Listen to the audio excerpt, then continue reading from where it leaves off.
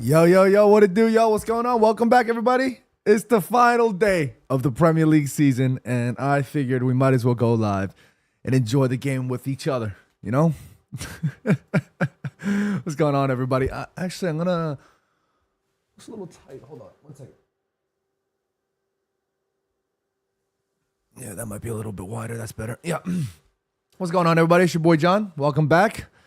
We are going to be live for the Manchester United versus Aston Villa game at Old Trafford for the final day of the season. What an absolutely roller coaster of a season we've had to endure, ladies and gentlemen. What an absolute chaos of a season that we've had to endure.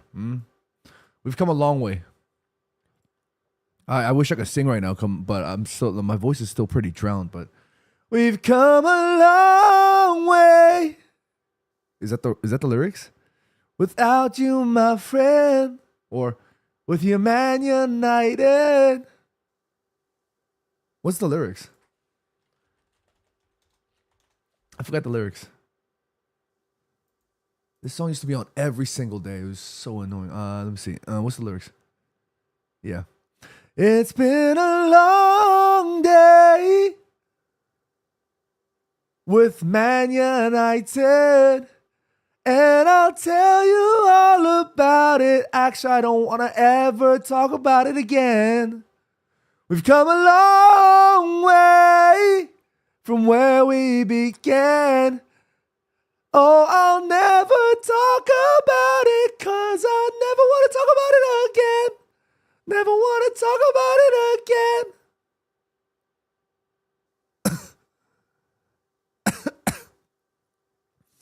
Yeah, it's still early for me. Early in the sense that I actually decided to sleep in. I wanted to take a break because it is a extended holiday here in America. We have a extended weekend. Sorry, on Monday we are observing Memorial Day, so we are off. And I was like, oh yeah, I can finally sleep in. But yeah, here we are, man. Here we are. Today, I didn't even want to go live, but I figured let's just go live and have a good time, you know? Enjoy the time together. You know what I mean? Enjoy it together.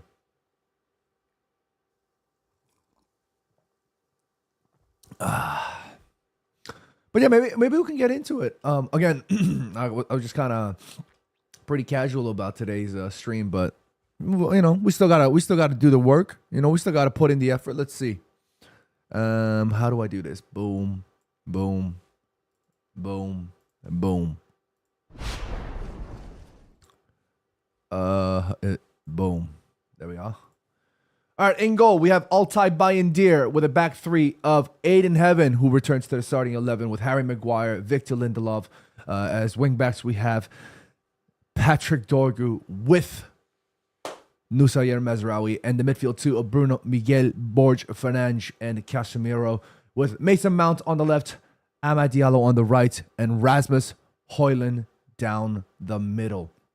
The bench is actually what I wanted to talk to you guys a little bit about, because I think the bench is very much so worth a topic of discussion. Because on the bench we have Tom Heaton, Diogo Dalot, Johnny Evans, Tyler Fredrickson, Toby Collier, Mano Ugarte, Christian Eriksen, Kobe Mainu, and Cheeto Obi Martin. Now, two big names being missed there. And the first name, which we want to discuss, is Andre Onana. Andre Onana is one of the first names being missed on this team sheet. Now, Andre Onana was obviously at the forefront of a lot of conversation and speculation about what his future was going to be, especially this season. His performances hasn't been returning. And it was always going to be a conversation, but it looks like, according to the latest reports, Andre Onana will be leaving and he will be searching for a new club. I believe Andre Onana, I believe that his time at Manchester United, I believe that it could have gone better, but if he does leave, it was always going to be the case. And according to the reports, it looks like Ruben Amorim does want a new number one, and Andre Onana is very unhappy about the idea of missing out on Champions League football, especially with his 25% wage cut kicking in, which I find absolutely bizarre. Let me see if I can pull this because I'm looking at this report here. I was listening to KG and Owen talk about it this morning, where they were talking about the idea of Andre Onana unhappy about missing out on Champions League football. I was like, whoa, really? He's open to a Saudi move, but selling him won't be easy due to his 26 million book value. That doesn't make sense to me, you know. Yeah, he's happy. He's unhappy about missing out on Champions League football and the 25% wage cut, but he's also open to a Saudi move. So he also enjoys the idea of making a lot of money, but he also enjoys the idea of playing in Europe. I don't know how he's going to be able to satisfy both, but if he does leave, I guess it was for the better in some ways. I guess it's for the better. Vish says, if Onana goes, then good, professional, and not crying about it like some others. Fair play to the lad. Yeah, I guess if we're looking at it from that spectrum and that perspective, yeah, absolutely. Absolutely. The idea that he's been relatively professional, he's been relatively respectful. Absolutely. Even if the reports are the reports, even if what's being either leaked, whether it be confirmed or unconfirmed, at the end of the day, there are players like Andre Onana who are, I guess, in some ways, respectful and professional. I mean, another player that I think has been very professional about the whole massive transfer saga, if you think about it, is somebody also like a David De Gea. Do you remember when he was linked with Real Madrid? That whole time he was linked with Madrid, he didn't say a peep. Did not say a peep. And then the whole fax machine breaking down, the absolute insane, what would you call it, drama, the controversy. But he remained such a professional throughout that entire ordeal. And even after the transfer links broke down, he was still a massive professional for Manchester United. And that transfer saga and the way David De Gea behaved in that moment will always remain in my memories. Because of how professional he was. And I guess in that way, in that case, we also can show some love and respect to Andre Onana as well. But going back to the 11, the next name that I wanted to discuss is actually Alejandro Garnacho, because Alejandro Garnacho is also a player that is just completely out of the squad, omitted from the 11, omitted from the bench. And if we're talking about Alejandro Garnacho, I don't think, with the greatest respect, I don't think there's much to discuss at this point in time. There's really not much you can say at this point. Alejandro Garnacho is a player that I've always had skepticism about for a long time. I can't even tell you how many times we've been on lives and I've had to argue with so many of you guys. When a player puts his ego, when a player puts the word I up in front of the we, to me, that's already a massive red flag. And I understand you don't need to remind me. He's a young kid. He's got lots of room for improvement and lots of room for personal growth as well. And career growth as a footballer. I'll give you that. I understand that. You know what I mean? I'm not gonna roast him completely and say this is one of those things that he should be doing better, because he's a young player. You know, it's understandable, and I guess in some bizarre way, it's, I wouldn't say expected, nor would I say, I don't know what the word here is.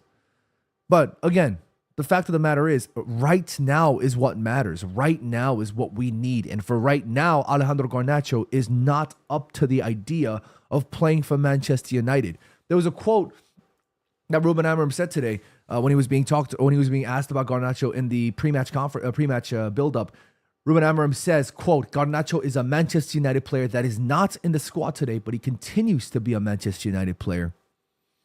Now, that ain't the most non-answer answer I have ever seen. And you know what's crazy? And I'll tell you guys this. And I'll tell you more. I'll tell you more about what this tells us. This basically tells us that Alejandro Garnacho is gone. This basically tells us that it's over for Garna. This tells me that Ruben Amorim has had it, and he's gonna and Alejandro Garnacho is going. Because Ruben Amorim, throughout this entire time at Manchester United, has been nothing but honest and open. So honest to a point where I was like begging him, like, Ruben, just lie. You know, and I never tell this to anybody. I always tell Jimmy, you got to be honest. It's always about honesty. But for Ruben Amorim's sake, lie, say something else. You know what I mean? Because this guy's been so honest and so open with us, completely leaving himself vulnerable and exposed for the naysayers, for the haters, and for the opposition. He's been leaving himself out in the open for so long with all of the truth and honesty. And the fans, the reason why we love Ruben Amorim is because of that honesty. Now here, he's being wishy-washy. And I love that. I love it. Because on paper, he's refusing to answer in some way, right? On paper, if this is why AI, I think, still has a long way to go. This is why I think data still has a long way to go. And I'm trying to not go on a tangent, but this is why I think data has a long way to go. Because that information, if you're looking at it on paper, he's refusing to answer. But if we know Ruben Amorim, if you've seen Ruben Amorim, if you watched Ruben Amorim, if you heard Ruben Amorim, you know this guy is somebody that's always honest and somebody that's always refreshingly just straight up about everything. Now he's being like, I don't know. Now he's kind of like, hey, he's not in the squad today, but he's a Manchester United player. He continues to be a Man United player. If this was Ruben Amorim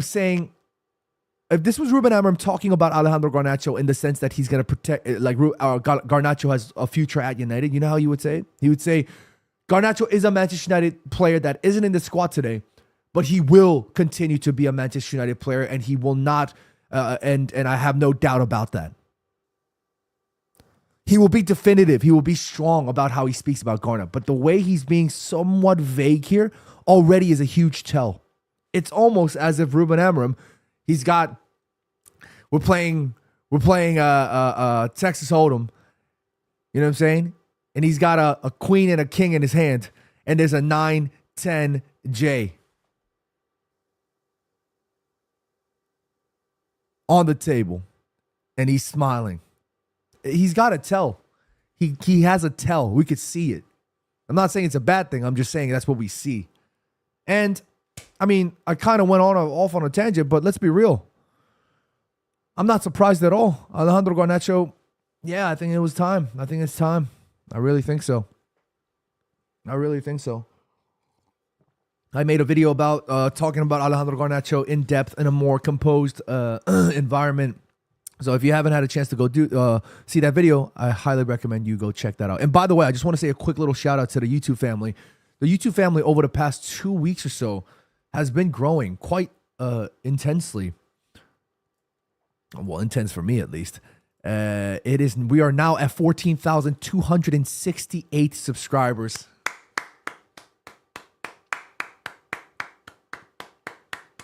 Absolutely insane, ladies and gentlemen. Absolutely insane. And I'm so excited because with the new series that we have cooking up, coming for you guys very shortly, with all of this in the works, and my Instagram almost closing in on 100,000 of you Immaculate Collective.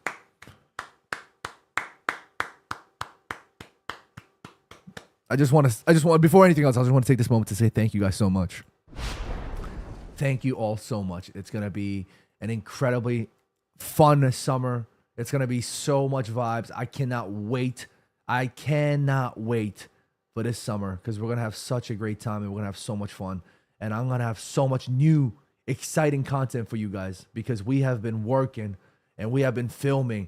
We have been doing interviews after interviews after interviews, and it has been quite the intense ordeal producing and filming and writing a show between just myself and Jimmy. It's been quite the intense journey, but I've had so much fun, and I cannot wait to share that with you guys. It's yeah, for real. Like it's just been so much fun, and I can't wait.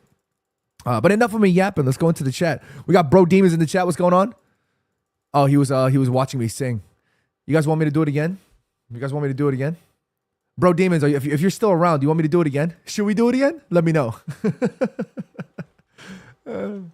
Let me know. Okay.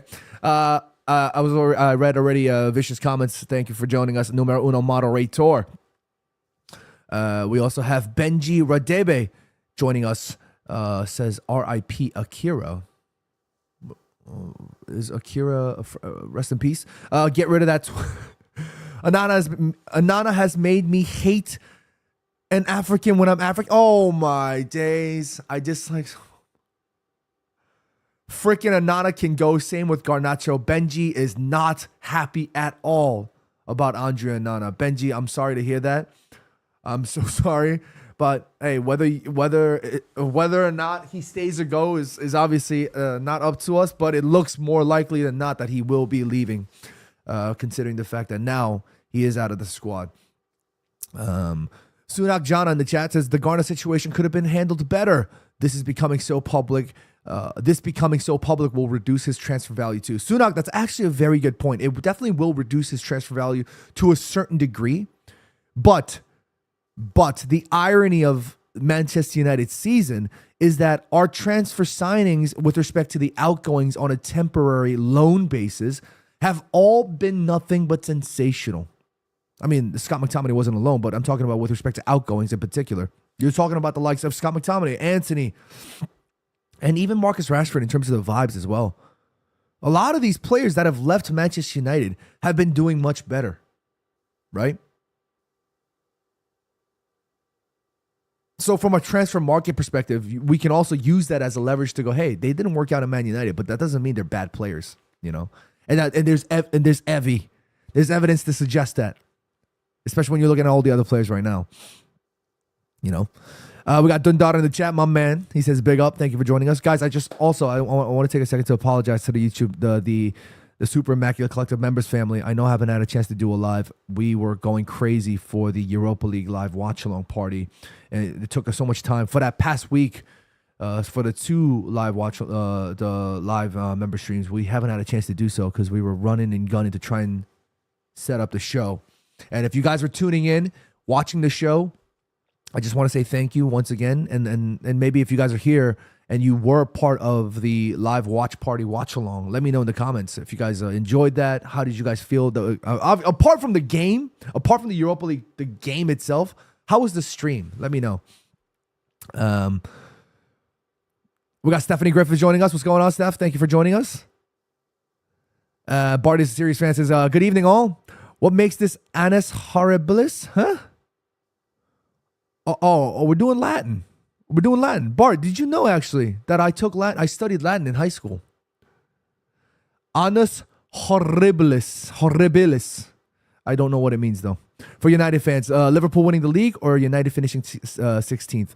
I don't even want to. Actually, now I don't even want to know what it means. Okay, so we're not even doing Latin no more. DB Cooper says, "What up, everyone? What's going on, DB Cooper? Thank you for joining us." Bro Demon says, Bro Demons, you want me to do it, huh? All right, Bro Demons, you ready? Let's go. We're locking in. You were the first here. You were the first person here today on the show, so we're gonna lock in, yeah. It's been a long day. No, it's been a long season with Manchester United, and I never want to talk about it ever again. We've come a long way from where we began. Oh, I never want to talk about it ever again. Never, ever again.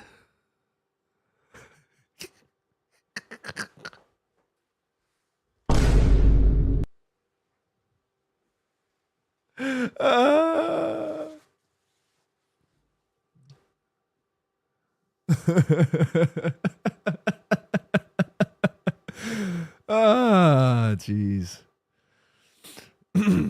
I was on the road yesterday driving to Coney Island to watch the Brooklyn FC women's team for their final home game of the season. Unfortunately, they couldn't make playoffs, and I was gutted for them, but I still had a great time watching the game. And on the road, I was just really like just down. Just vibes are absolutely all time low because I got reminded again about Man United. I was like, oh, tomorrow we have to watch the game against Aston Villa. It's gonna absolutely stink. Oh man, blah blah blah. And I was like, oh man, this sucks. And then you know what song came on? You guys know this song by Daniel Powder? The song is called Bad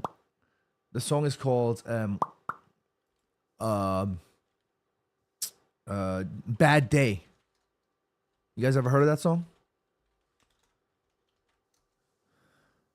My throat is gonna get shot, but yeah, my throat is actually already shot. You know that one that goes, "'Cause you had a bad day, you take your one down, you sing a sad song just to turn it around." You know that one? That was the best.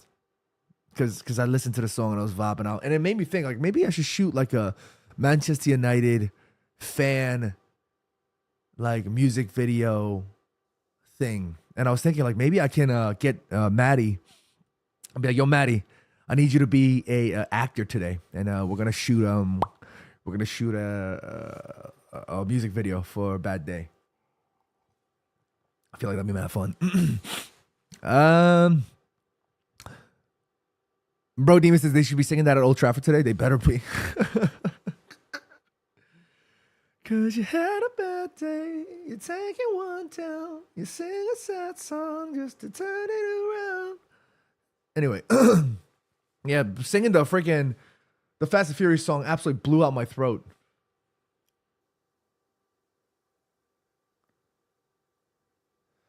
Get some predictions in the chat, guys. What are we saying?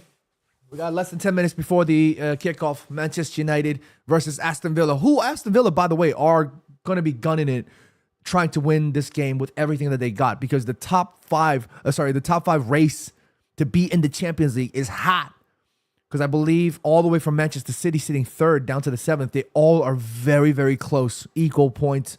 Apart from Man City, I think, who has 68 points. Everybody else below them that's in contention are at 66 points. That's including Chelsea. That's including Forest, including Newcastle, including Man City, obviously, like I mentioned, who's sitting a little bit higher with 2 more points at 68. But this is going to be a pretty intense final game of the season. And I would love to see Villa make it into the Champions League. I would love to see Forest make it into the Champions League. And I can say that now because whatever, United aren't even in contention, but I just like the idea of having some new teams in the Champions League just to kind of get a taste of what it just the vibes, you know what I mean? Just the vibes, But somebody's got to lose here. Somebody's got to lose. I mean, it would be absolutely insane if all of those teams win and it goes down to goal difference. That would be absolutely crazy. That would be absolutely crazy. But between Forest and Chelsea, I would love to see Forest win. Between Newcastle and Everton, I honestly think it might be Forest, Newcastle.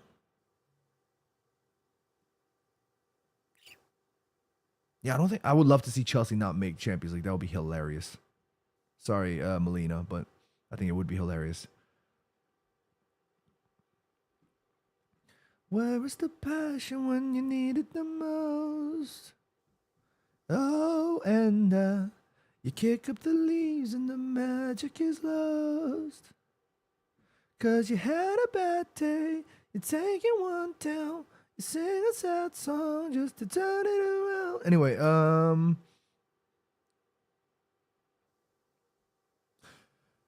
between United and Aston Villa, I don't know if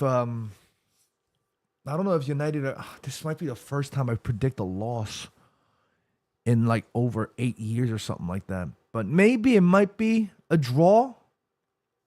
Because United just, it's so stupid. You know what I mean? Because I know it doesn't matter, Because when it matters, we don't win. But it's like the other way around. Where it doesn't matter, then we'll win. That stupidity? I feel like it's one of those. One of them situations. You know what I mean? How funny would it be if we hold Aston Villa to a draw? But I don't see that happening. I think it's going to be Villa. Man, it sucks that I have to predict a Man United loss, man. That's so stupid. Absolutely stupid.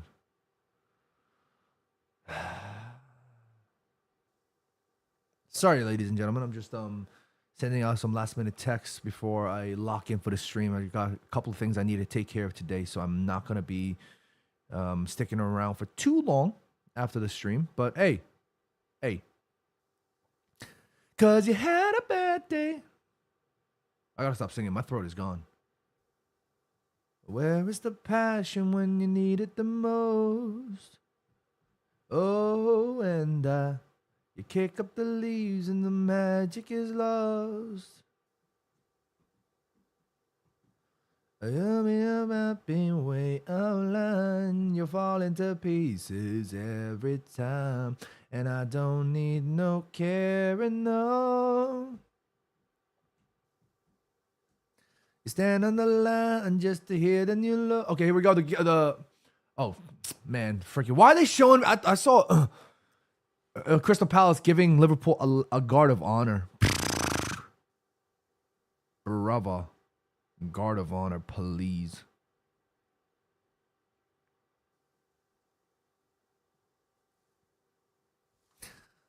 All right, let's take a look at the comment section. What are we saying? Talk to me, guys. Let me see. I'm gonna pull this up a little bit wider because I can't see in all the comments here. There we are. There we are. There we are. You know who's got the best? There we are. I think Gordon Ramsay and Marco Pierre White. I think the two of them have the best. There we are. Anyway, Bart says, John, your stream for the UEL final was good. Why does the soccer team's performance affect your mood or emotions? Don't let it. They are just employees not doing well at their job. Damn. Damn, Bart with some crazy bars right there.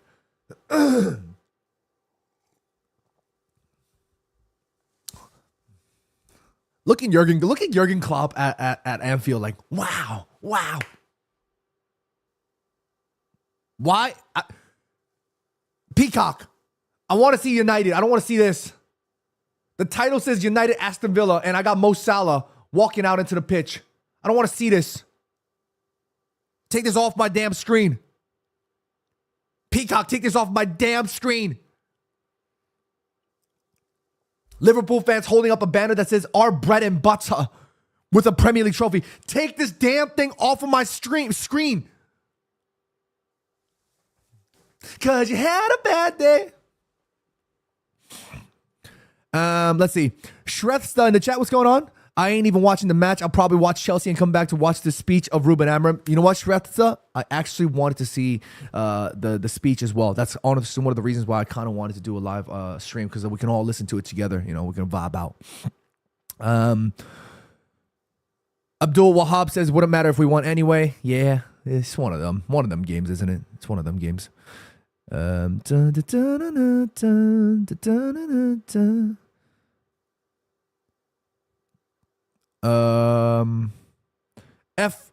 a crazy name. No, you cannot, because I will not be able to show the stream, unfortunately.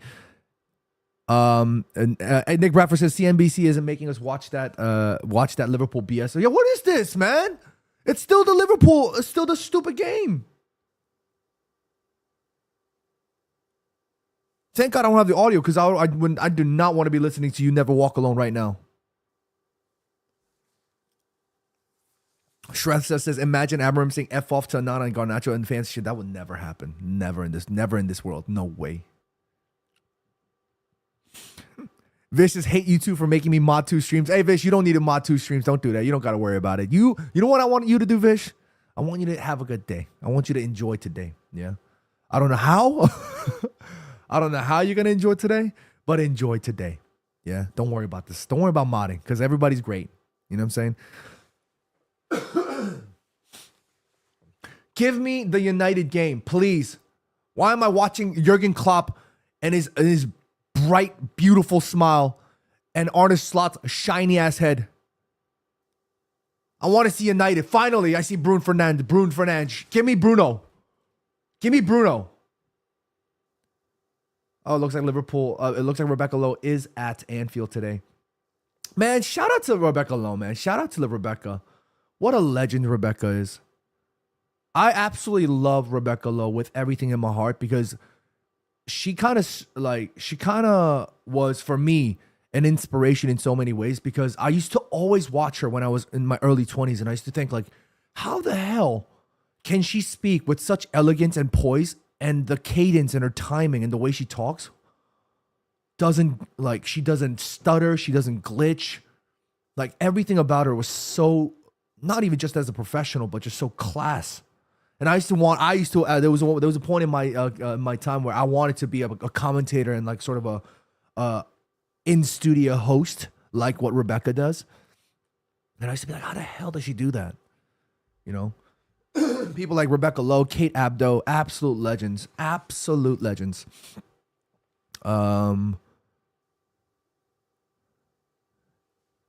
DB Cooper says, "Are we sure Peacock is even going to show Ruben's talk? Look what they're doing right now. They're probably not, which is upsetting. But we'll figure something out. Yeah, we'll figure something out." Phil Johnson in the chat. What's going on, Phil? He says Old Trafford is still sold out. I don't know what to think about that. It's Man United. It's what we do, and this club better not take us for granted, because fans, we're tired. Oh, we kicked off. I'm like literally talking as Bindier is freaking kicking the ball. Hilarious. Vish glazes out always. Always, always, always. Katie Marie in the chat. What's going on, Katie? She says, I'm watching the stream, but not the game. I had F1 on, and now I'm putting Indy on. Ah, okay. Sounds like you want to have a great day. I love that. Bart says, Rebecca Lowe is a Palace fan, so I guess she must be happy that they won the FA Cup. She was over the moon. If you follow her on socials, and if you follow... Oh, guys, by the way, you guys can go watch on YouTube. It's called Soccer, the American style or the American equivalent of Gary Neville's The Overlap. Talking about, of course, just global football, but also from a US based lens, I guess. 110% want you guys to go check that out. And then tell them John sent you, yeah? Damn, I shouldn't have sang so aggressively. My throat is hurting.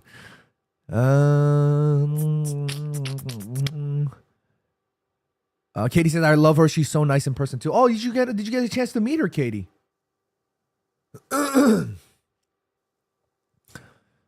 Vish's beers are out, man. It's good. I'm enjoying because I'm also watching you. Damn, Vish.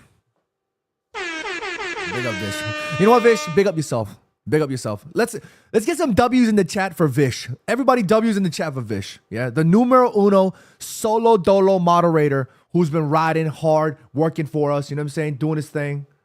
Big up Vish, numero uno moderator. Everybody show some love to Vish in the chat. And Vish, you know how much me and Jimmy appreciate you. Yeah.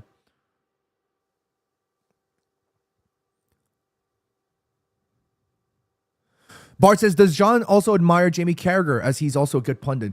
You know what I think about Jamie Carragher? As much as I think he's done some crazy things, just as a pundit and the controversies and whatever it may be, he is oh my God, that is an awful tackle. That is an awful tackle from Mace.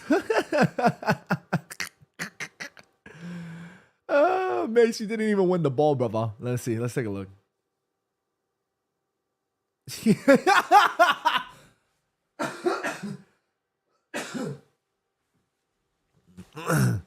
But as much as Jamie has been, I guess, controversial at times, you cannot deny that man is a walking football encyclopedia. The amount of football knowledge that he has, insane. And the amount of football that he watches. You can clearly tell when somebody watches. You know why? Remember how I tell you guys something? Like, if I don't know, I'll tell you I don't know. If I didn't watch it, I'll tell you I didn't watch it. I'm always honest about and real about my analysis and my takes, because if I don't know about it, I don't want to talk about it because I'm not comfortable in it. Because I also know that people in the industry, and even myself, I can tell when somebody's just yapping for the sake of yapping. When somebody doesn't really know what they're talking about and they're just talking because they just read some statements and read some tweets. If I'm not comfortable about something, I won't talk about it. And Jamie Carragher is somebody that you can clearly tell, okay, here's the new Stadium Mazraoui in the box. He's in the box. The cross comes in. Wow! Mace with a shot to get us underway. Erasmus good for progressive first touch. Mace! Whoa!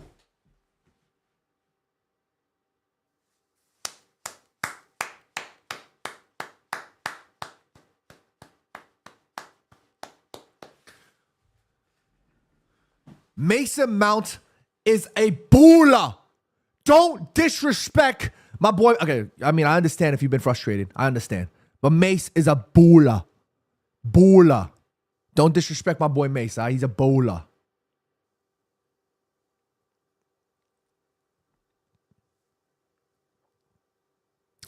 Shreds says, is this the shine? Is this the shine? Is this the sign, John, that Onana and Garnacho will leave? Yes, Shreds, though. We talked about it at the top of the stream.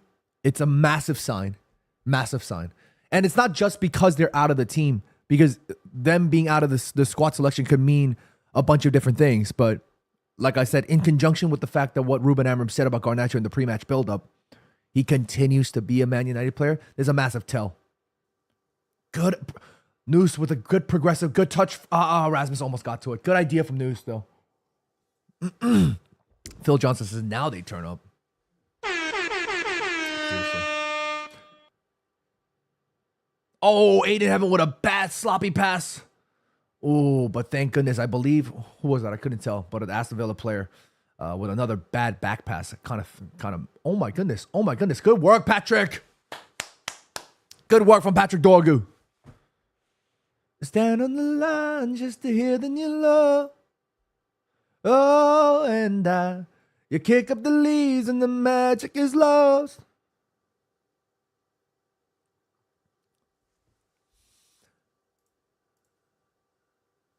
Is my timer? Okay, good. I was about to say. Completely forgotten. It's been a while.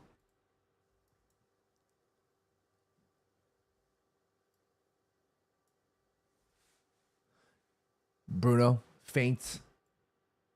Here's Noose. It's been pretty good. Lively. Good first touch. Manchester United. Nice build up. Ahmad. Good feint. Bruno.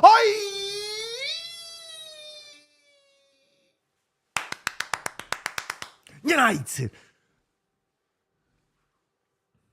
This is what I'm talking about. Look at the intelligence first touch plays. This is what Ruben Amorim wanted. This is the type of 2-10s that he's been wanting. This is why he wanted Mason Mount to get right into it. And he's been publicly so affectionate with the likes of Amad Diallo and Mason Mount, because he knows those are the type of play, those are the type of 10s he wants. He doesn't need width from these players. He needs intelligence and lethality and creativity. And it's probably why Garnacho doesn't fit that system. And it's probably why that Garnacho doesn't get rated as much by Ruben Amorim. And he's not, and with the greatest respect, Garnacho, his GA is not, I tell you guys all the time that his GA is as great as it's been, don't get me wrong, it's not the be-all, end-all. You know what I mean?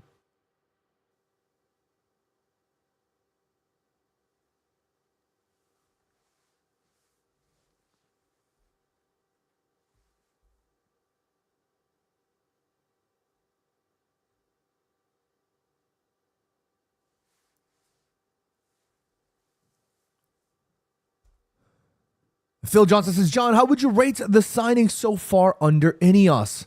Well, can somebody remind me of the list? I believe, would you consider the likes of Ugarte and those and them players? I think they've actually been okay, you know. If you're thinking about Ugarte, you're thinking about Mazraoui, De Ligt. They've all been relatively decent for United, which is, and you're looking at Aiden Heaven, Cheeto Emi Martinez. They've all been pretty good signings. Sekou Kone, you know.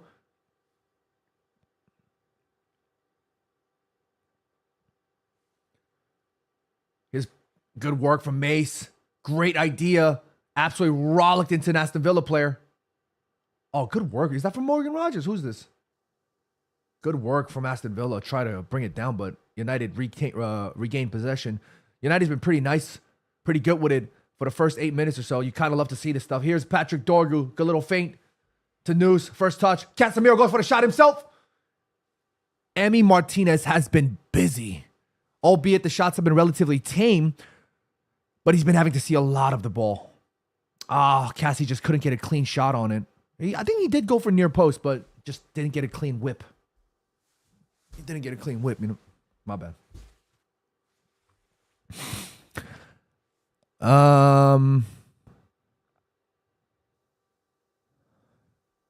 K Slater in the chat. What's going on, K Slater? He says, John, always respect your opinion, but for me, Garnacho has endured horrible squads since he first teamed. Coaching changes, instability, and ownership. He needed the ego to survive. Look, with the greatest respect, of course, you need ego. Absolutely. But like I talked about in my video, if you haven't had a chance to do so, please go check it out.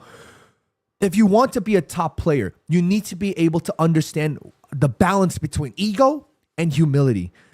You need to be able to find that balance. And again, as a younger player, with the level of maturity as a young person, it's hard to find that balance, right? And that's what it means to be young, which is why I won't roast him. I ain't crucifying him for it. You know what I mean? That's not the good word from Ahmad. That's got to be a foul. However, you have to understand that for us, when you're looking at somebody like Garna, this is the type of player that his ego has been beyond the level of balance. Good word from Ahmad. Well done. Here's Nusayir Mezraoui.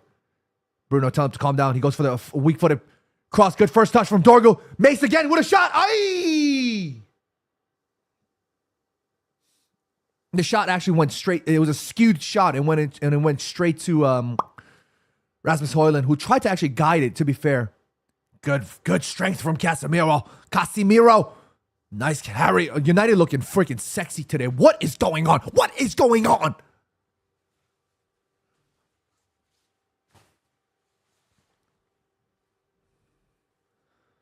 But like I said, it's a level of balance. And as a young player, he doesn't have that. You've seen him post cryptic Instagram messages. You've seen him posts that have defamed the club, defamed the manager.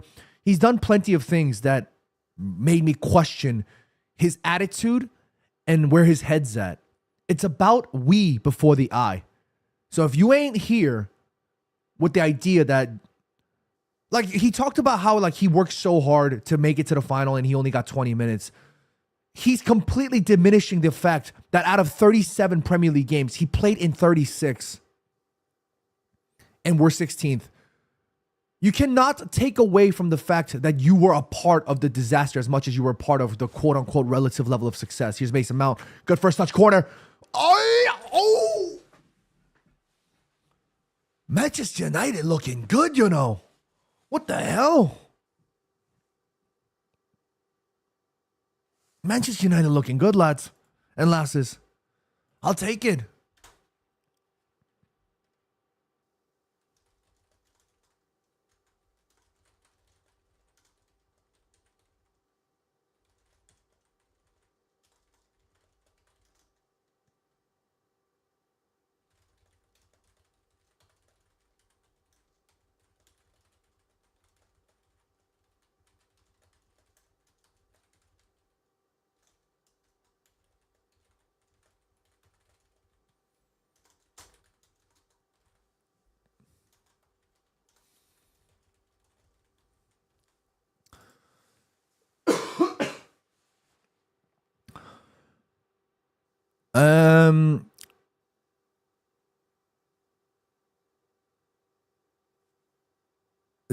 DV says, where was all this on Wednesday? Seriously, where was all this? Hilarious. Case Slater says, Liverpool down 1-0. Yes. Go on, Palace. Do you need a blue sky holiday? The point is they laugh at what you say. Good build-up idea from Aston Villa there. Actually, that build-up phase kind of looked like how Ruben Amorim built up at Porto. I know the, oh my God. This bit of miscommunication, but good work from United.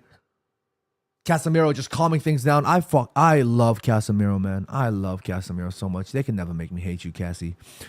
Phil Johnson says, why couldn't they play like this, about 10% like this against Spurs? Tell me about it.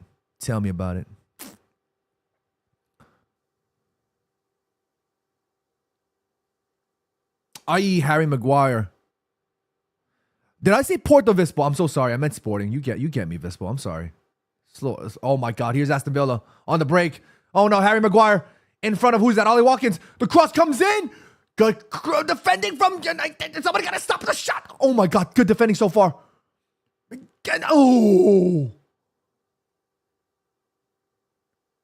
Oh man, we did take the sting out of that, but that was dangerously close from Aston Villa.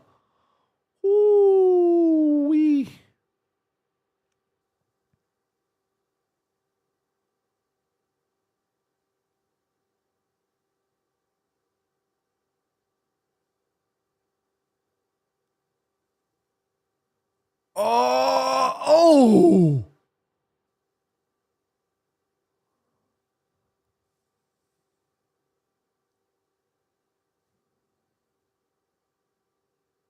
Wow, that challenge looked kind of wild. I can't lie. But goal kick for United. That was a dangerous moment for United. Aston Villa looking a little bit lethal the past 30 seconds. That was a fantastic bit of play from Unai. Good evening, Emery's side there. You know, am I the only one that rates Ollie Watkins? I like Ollie Watkins, you know. I also like what's my man's name? Jean-Philippe Mateta from Palace. Like, I wouldn't mind United going for these two players if we can get a good deal for them. Did I just see a player in the crowd with a Barcelona shirt? Barava. What you doing in Old Trafford, B? Casemiro doing well, man. Casemiro. DB Cooper says, did Højlund just look for a defender to back up into instead of coming to the ball? What the hell has happened to this kid? I don't know. Look at the crowd there being shown. Joshua Zirkzee, Matthijs de Ligt in the director's area. And there is Brian Robson, absolute legend of Manchester United. Shout out Mr. Brian Robson. TV says Ollie Watkins is a lot better than anything we've got.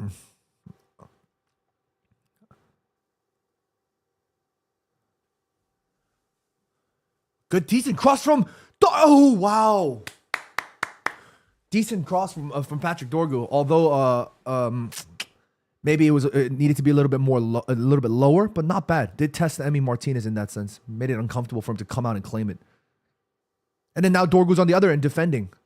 One thing, as much as I complain a little bit about Patrick Dorgu's passing situation and the quality of his passing, he's still a fantastic young prospect. I got all the time for Patrick Dorgu.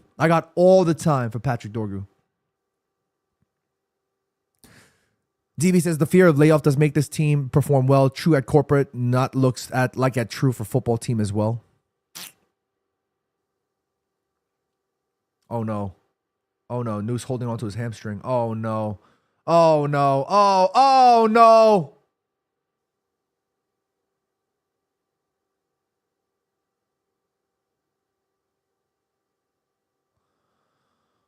Nusair Mazraoui holding onto his hamstring here. Let's take a look.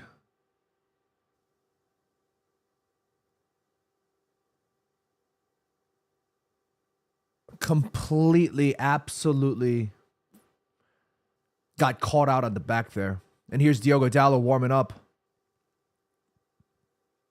United just can't catch a break, huh? Nusair Mazraoui having a decent first 5 minutes or so. First 10 minutes, rather. And then now he's down with an injury. United not in a moment to rush at all. Aston Villa wanting to keep it going as quick as possible. Unai Emery, you can clearly tell he is on the edge. Bro is he is on the edge. Have we sacked one of the medical team? Because we only have one medical staff.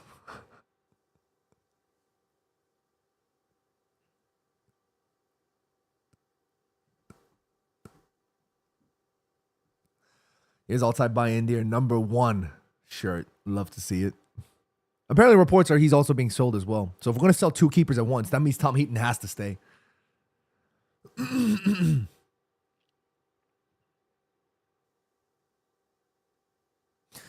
If there's one thing, look, I'm not a professional footballer, and I'm sure as hell Rasmus Højlund knows better than I do. But if there's one thing I could teach Rasmus, like if I could, is that I wish he, oh my God, good idea, good work from Altai coming out to claim it. I wish Rasmus, I wish he learned how to use his body a little bit better. And what I mean by that is I wish he knew how to use his strength a little bit better because he's a strong player, but I just don't think he knows how to body people just yet. And I think that comes with experience. I think he needs to know exactly the timing of when to get low, when to use his hip for checking players. Like I think he needs to get that a little. Oh, Noose is walking down the tunnel. Ay, ay, ay. Well, I guess in some way for Manchester United, Nusair Mazraoui, it's better for him because now he can actually, you know, spend a little bit more time resting because he doesn't need to go fly out to Kuala Lumpur and go on that journey. And here comes on And on comes Diogo Jalo for Manchester United. Welcome back, Diogo. Welcome back. Good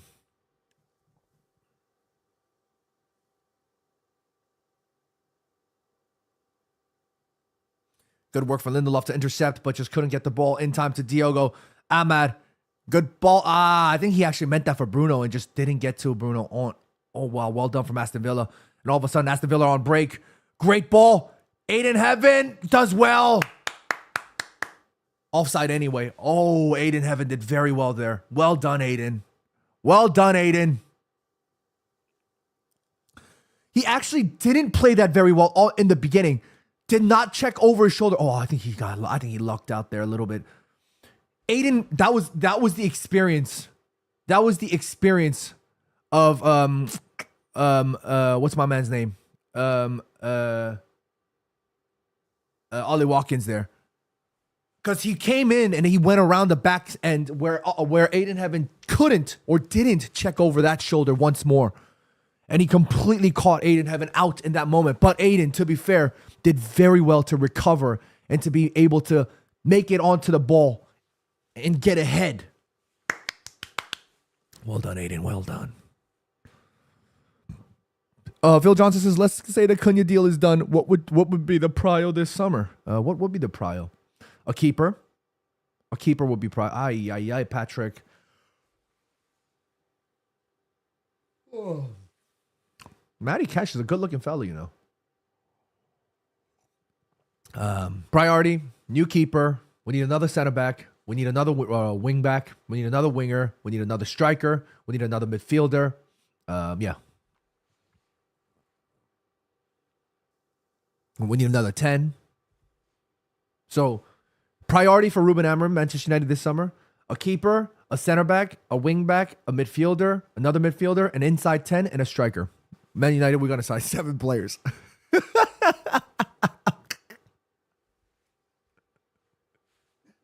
Oh my God, we done something. Something was done there. John, shut up.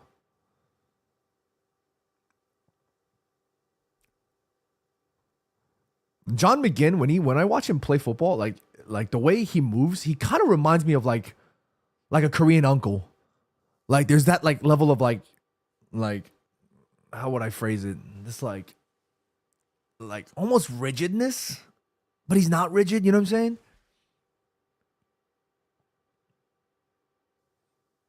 In Korean, I would use the word 딱딱해. And the raw translation for that would mean hard. You know, there's a bit of that rigidness about John McGinn, but hey, big up John McGinn.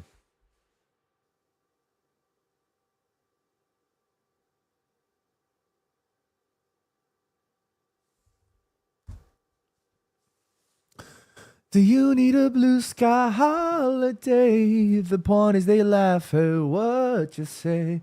And I don't need no caring. That's got to be a foul on Patrick Dorgu. That's got to be a foul. Patrick, if I were you, I would still roll around a little bit longer, to be fair. Because you had a bad day, taking one down. Ruben Amorim smiling there, saying, Ahmad. Something, Ahmad. Love it. Oh, good ball over the top. Here's Mace. Good feint. What a low-driven cross. Good work from Mace. My boy Mace. Whoa, when did Mace get tattoos? Has he always had ink? Has Mace always had ink? I didn't know Mace had tattoos, you know. What the hell? When did he pick up some ink? Good work from Bruno. Look how hard he works for this team, man. Look how hard Bruno Fernandes works for this team, man. I freaking love Bruno so much, man. Great ball from Casimiro. Here's Diogo Dalot. Oh my God, the quality of the cross, lads. Oh my God. Azriel Ibrahim Mola, what's going on? He says, hello, Indonesia. Hello, Korea. Thank you for checking in from Indonesia. Shouts out to Indonesia. Shouts out to Korea. Shouts out to America. Shouts out to England. Shouts out to Manchester United. Sending love to everybody. Radius in the chat, what's going on? He says, just finished watching the Monaco GP, the Monaco Grand Prix. Did I miss anything? You know what, Ray? I'm not gonna lie to you. It's been a pretty good game. Go figure, huh? It's been a pretty decent game.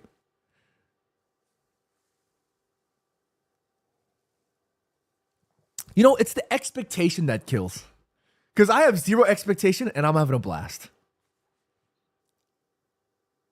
Like, I don't drink like that, but I don't know, this might be the appropriate moment for like a Sunday, a mimosa or something. You know what I mean? Look at John Ginn. Look at that. Hard. He just absolutely just out-muscled Diogo Dalot there. Oh, great work from Aston. Oh, that's got to be a foul on... No. That was a dangerous challenge on Ahmad. That was a dangerous challenge on Ahmad. Oh, that would have been dangerous on both of them. Oh my God, that was... Oh! That was a dangerous challenge on Ahmad, but also Ahmad got a piece of the shin.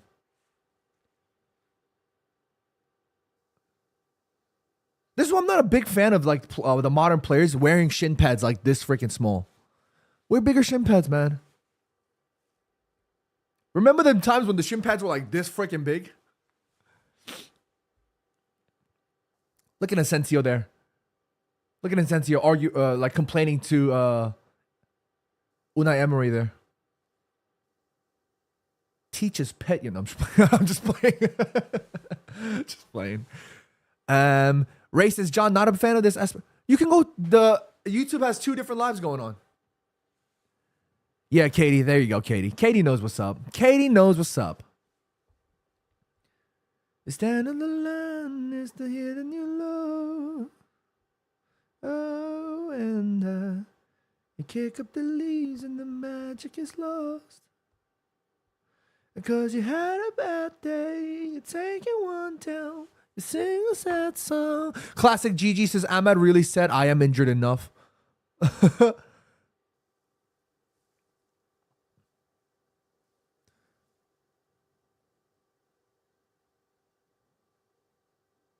Look at the build out from Aston Villa. That's one thing I want United to work on going forward. Like that's got to be a foul, surely.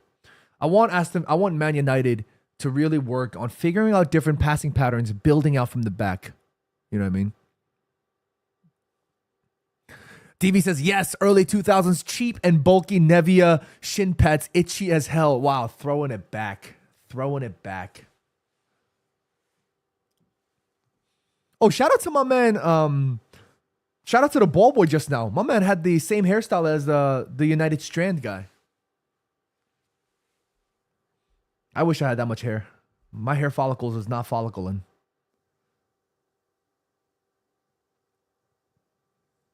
United playing it short. Mace. Good work. Dorgu, little sloppy. The cross comes in. Oy! Harry Maguire, good control. Nice. Harry Maguire, nice. Harry, winger. See, oh, God.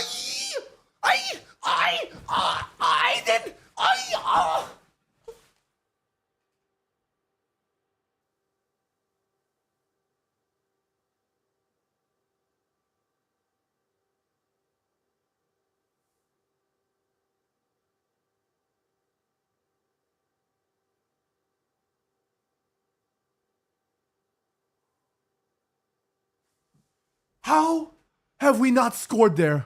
Oh my God. I hope Aiden's okay though, because he looks like he's in a bit of pain. Dallo, off the side post. Oh my God, I feel so bad for Aiden Heaven because he looks like he's pretty injured. Oh no, how have we not scored there? Oh no. All bread, no butter. All bread, no butter. Classic GG says, bro, what's your opinion on Garnacho's scenario? Classic GG, I actually made a video talking about it. So if you haven't had a chance to do so, go check it out. It's on all of my socials, talking in depth about my thoughts on Alejandro Garnacho. But I just feel like it's best for both parties if he left at this point in time.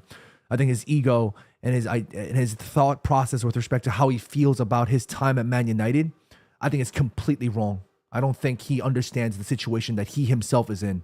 The idea that somebody like Garnacho contributed to the pain that us United fans have felt throughout this entire season, and for him to have the nerve to sit there and go,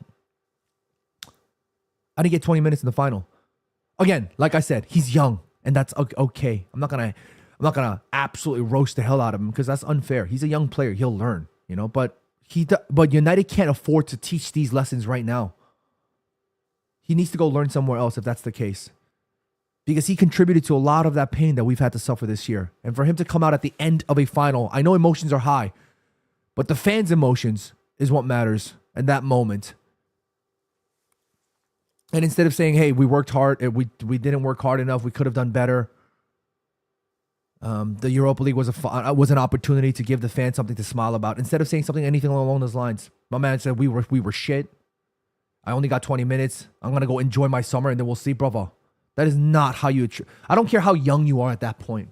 Yes, again, it's understandable you can make that mistake, but I don't care how young you are. You are a footballer. You get paid that much money. You are somebody that gets media trained. You cannot disregard the emotions of the fans in that moment in time. I'm sorry. That just means to me that he clearly prioritizes himself and the I way ahead of the we. And I don't like that. I'm sorry. I don't care how young you are at this moment. I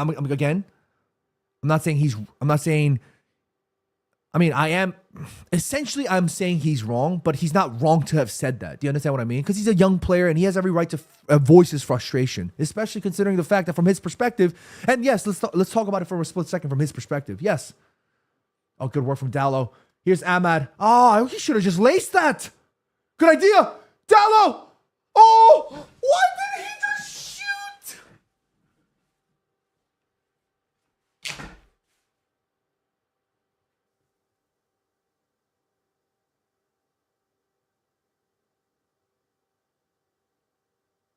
Oh, he was onside too.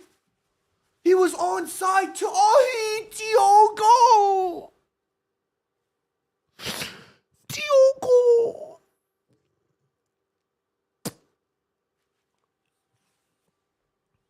Corner kick from Manchester United. But yeah, no, overall, I believe that it was within his rights to speak his mind and voice his frustration. I have no problem with that. But the repercussions are the repercussions. At that moment, he prioritized and valued himself over anything else. And that's what irks me. Because he didn't think about the fans at all in that moment. He just said, y'all pissed me off. This club pissed me off. I deserve more. Oh, here's Casemiro. Ay. Cassie, I love you, Cassie. Somebody clip this up and send it to Casemiro. Casemiro, nobody, they can never make me hate you. I love you. I love you so much.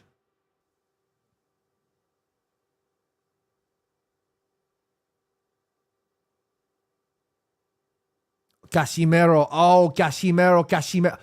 I actually think he should have just smashed that into Emi Martinez.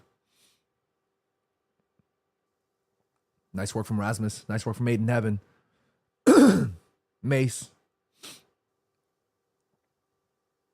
Back to Mace. Mace's hold-up play is insane. For a player of his stature, I mean, he's not a small player, but he's not the biggest player either. He's got great hold-up play.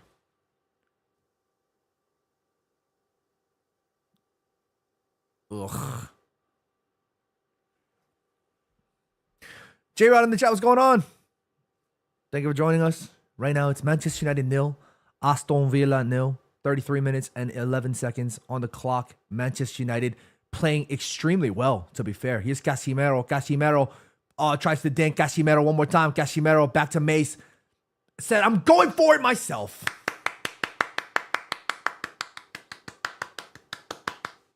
Go on, Mace. Well done. Wait, somebody tell me. Has Mace always had this ink? I never knew that Mace was tatted up. I never knew Mace was tatted up like that. Because I know some serious tattoo artists here in New York if he's trying to get more ink.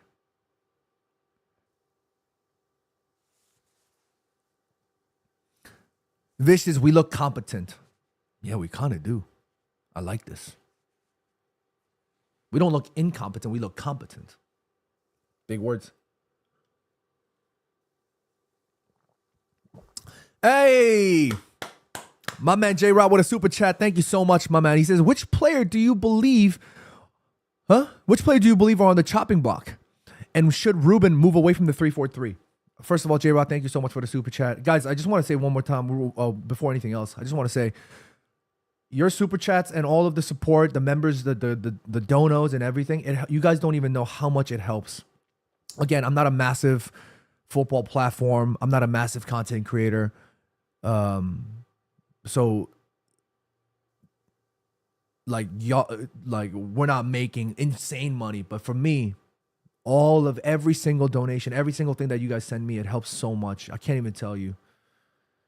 I wish I could tell you the amount of difficulties that me and Jimmy are having to deal with on a financial level with respect to running our quote unquote business of sorts, but I can't even tell you how much you guys help. All of your love and support. It is incredible. That's what y'all, like Jimmy tells me, I get emotional all the time. Like it's so incredibly important how much you guys mean to us. So thank you guys so much. But anyways, to answer your question, J-Rod, should Ruben Amorim move away from the 3-4-3? I've said this before, and I'm gonna say it again. Remember, y'all, don't run away. Don't run away, because there was some of y'all in the chat right now that was arguing with me about the system. What did I say at the top of the show? At the top of Ruben Amorim's time at United, I said, fans, please stop putting so much emphasis on the system. It's not about the system that you hire a manager. It's not just about the system. It's about the fundamentals of how he employs these players into any fundamentals. It's about his fundamentals and his principles. It's not about the system. Like, there's too much emphasis on the idea of how a manager plays in a system, and that's with the greatest respect, it's too overrated. And I talked about it in the beginning, and y'all came after me. John, why did we get rid of Ten Hag then? We're bringing in Ruben Amorim for a system, blah, blah. And I accepted that. I said, all right, I'm going to hold my hands up. The way y'all see it, okay, cool. But I told you guys, there might come a point where Ruben Amorim might need to move away from the system, because I don't think it can work like as easily as you think. And if it comes to a point where United, the players that he has at this moment in time, if he needs to change the system to get the results, he's going to need to do it. And how many of you guys are like, oh, no, but then we shouldn't have gotten rid of Erik Ten Hag then? No. We get rid of Erik Ten Hag not because of the system. We needed to get rid of Erik Ten Hag because the players, the belief wasn't there. The belief was completely gone. That's when you get rid of Erik Ten Hag. Not because this 4-2-3-1 wasn't working. And you bring in Ruben Amorim because he's a good man manager. He knows how to get a bunch of... His time at Sporting Portugal, yes, the 3-4-3 and the 3-4-2-1, whatever the system is, yes, it worked. But it wasn't the reason why it wasn't just the only reason why you bring him. You understand? He was working with a very young squad at Sporting Portugal, and he still understood how to get the best out of these players in a complex setup. That was the fundamental. That was the ideology that you bring him. Not because his 3-4-2-1 looked good. I mean, yes, of course, that has to play a part, but that isn't the be-all and end-all. And I wanted United fans to understand it from the beginning. But there were so many people just so like hell-bent on this idea of let's play with the 3-4-3. I don't want to sit here and say I was right and I told you so, but I told you so. Going forward, I want Ruben Amorim to show more flexibility. I think he's shown a little bit of flexibility. He's not playing in the exact same 3-4-2-1 as he did at Sporting. It's a slight tweaked, but I still want to see even more flexibility. I want Ruben Amorim to sometimes play with a back four. I want Ruben Amorim sometimes to play with a back five. In a modern era of football, it's so hard to have a squad that you know that is always going to play. Injuries have become more frequent. Availability has become more frequent. The number of games has risen to an all-time high. You're never, ever going to be able to get the same number of 11 or the 16. That's just football. Now football has moved on to that level of complexities, which means that unless you get every single player in that squad, I'm talking about the entire 25, 26 man, it's going to be impossible for you guys to adapt to that system to the T, because the quality of the players are going to be so different. So you need to be able to adapt and build a system whereby these players can be more easily adaptable and flexible. I'm sorry if I yapped and rambled on, but I hope you get my point. systems are overrated. It's about fluidity and it's about flexibility. I don't want to see that anymore. You know what I mean? I'm sorry if I yapped on and kind of went a little too long there, but I hope I covered that well enough.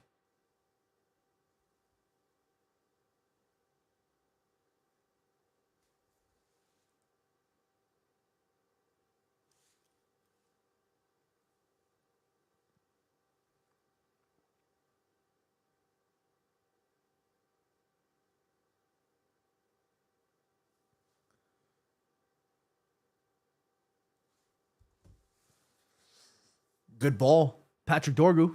A little over the top. I'm sorry if I yapped on a little too long, guys, but I just wanted to be clear with my thoughts on how I felt about this whole situation, about the formation, because some of you guys, y'all better hold your hands up. Some of you guys were attacking me when I said that Ruben Amorim shouldn't be forced to play in this 3-4-2-1, and I felt like the fans were going to pressure him into doing so. You know? And here we are. A full season has gone by. And I'm not going to say that Ruben Amorim didn't make tweaks to his system, because I think he did make some tweaks, you know? But here we are. Loss after loss after loss, where we needed changes to the system, where clearly the players looked like he wasn't getting the best out of some of them. That's on Ruben Amorim. As much as I love Ruben Amorim, he'll bring the... We're back in from the Stratford and... You know what I mean? I love him. But he ain't devoid of all criticism. You know what I'm saying? This entire squad has a lot of criticism. And one of Ruben Amorim's criticism is that I want to see him be a little bit more flexible. Sometimes I want to see a back four. Sometimes I want to see a back five. Look at Ange Posta. For example, let's take a look at... I don't want to talk about the Europa League final again, but let's talk about the final. Look at Ange Postecoglou. He's been, throughout this whole season, he's been so hellbent and stubborn on playing such a high line, leaving his back line exposed, leaving his team so exposed, conceding hella goals. On the day of the final, leading 1-0, he decides to take off his goal scorer, Brennan Johnson, brings on Danso. And then he goes to a back six because he was so confident that at that point he can control the game and dictate by bringing on a defender. And then he goes to refresh his legs, takes off the cards, changes his setup, plays much more compact. And he knew right away, Ange Postecoglou knew right away that given the lack in urgency and given the lack in creativity from Manchester United in that moment, he knew that he was already going to win by having defenders and refreshing legs up. He already was controlling the game. He played his chess pieces so well, Ange Postecoglou, and you got to give him credit for that. He outclassed Ruben Amorim in that final, and that's a fact. That's a fact. And it broke my heart. It broke my heart because if Ruben Amorim had a little bit more personnel, a little bit more flair, then we might, have a little bit more. And yeah, hindsight is 2020. Like Garnacho said, he has every right to feel that he should have come on and gotten more minutes. He absolutely has every right to feel that way. But who knows? Who knows? If he got 40 minutes, 30 minutes, who the hell knows? Nobody knows. It's about the belief at the end of the day. And Ruben Amorim believes what he believes in, and I back his belief. I back it. But I just want to see a little bit more of that. A little bit more of that creativity. I don't know why I just danced to explain creativity. I'm so sorry, but you get the point. Corner kick for Aston Villa. We don't even care about the game right now. Corner kick.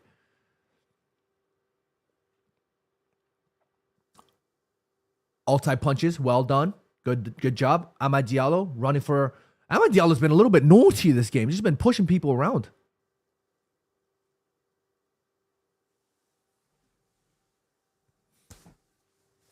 Rohan Kundu just joining us. What's going on, my man? He says, what happened to News? He unfortunately picked up an injury. Damn shame, isn't it? Absolute damn shame.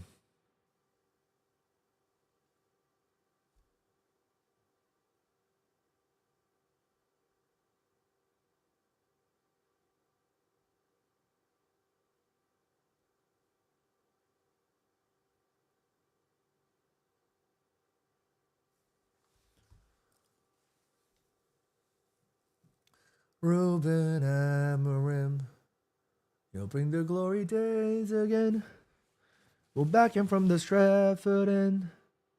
He'll turn the Reds around. Ruben Amorim. He'll bring the glory days again. We'll back him from the Stratford end. This shirt, I hate it so much because not that I hate the shirt. I hate the idea that shirts can be also remembered for like such bad moments. And this shirt is gonna be so notorious for this bad season, and it breaks my heart because I actually really like this clean shirt as well as you guys know how much I love the away shirt, the blue one. Absolutely gorgeous. Absolutely gorgeous. Do you know what I mean?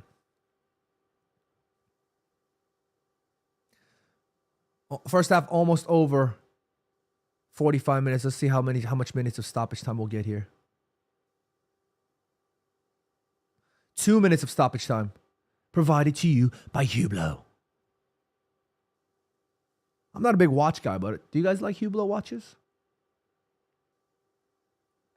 Look at Mace absolutely running. Oh my God, oh my God, here's Rasmus. Wow! Ah, that's a red card! Emi Martinez sent off!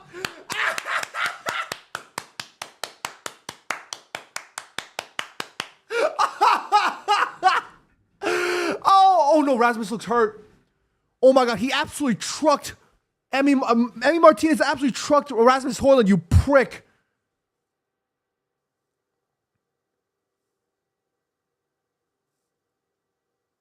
That was actually very dangerous. I mean, I think there's a foul on Mace to begin. Oh, he actually tripped. That's not even a foul. Oh my God, he absolutely NFL tackled Rasmus Højlund. Send this prick off.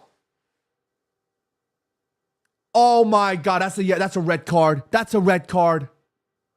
He absolutely trucked Rasmus. I hope he's okay. His chest must be hurting. Send him off. Send him off. Ha ha, you absolute dickhead.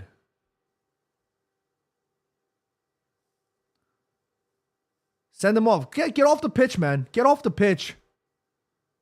Get off the pitch, Emi Martinez. Get off.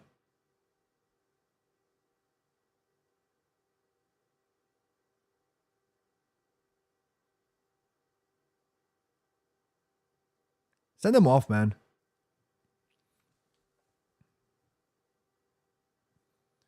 Ruben Amorim. He'll bring the glory days again. We'll back him from the Stratford end. He'll turn the Reds around. Ruben Amorim. Send him off, man. Send him off.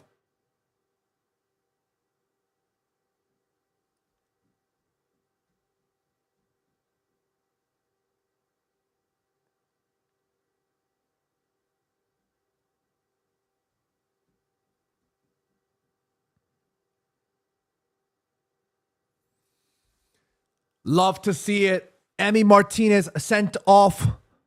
I hope Rasmus is okay, though. I hope Rasmus is okay.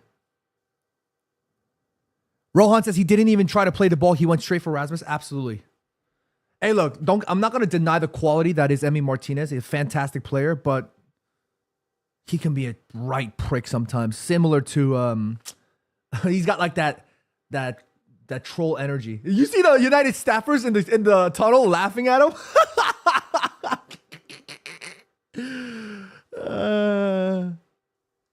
It's funny.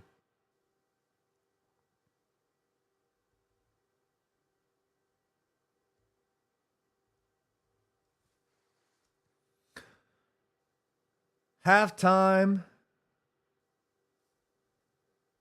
soon come.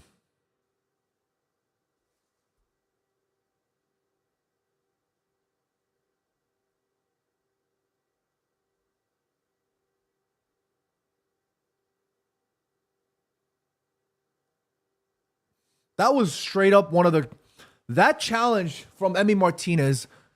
He reminded me of, was Asensio the sacrificial lamb here? Rip.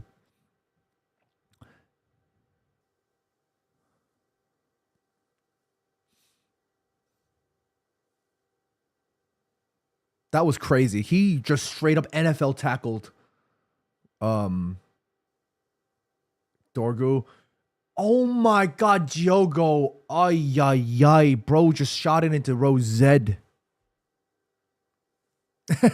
He's screaming. Hey, look, y'all know I have my reservations sometimes about Diogo Dalot, but the one thing I will never challenge about Diogo is his incredible professionalism. I will always have love for players that show professionalism. They might not have what it takes to be a world-class player, but I don't care. If they have the professionalism, I will have love for them in my heart. And for Diogo Dalot, he has always been professional. So whether or not I think he deserves to stay or leave is beside the point. As a footballer and an individual for Man United, I will always have love for him. He's always been a professional. Aiden Heaven's been locked in, man. I got so much time for Aiden. Good work from Aiden. Casimiro!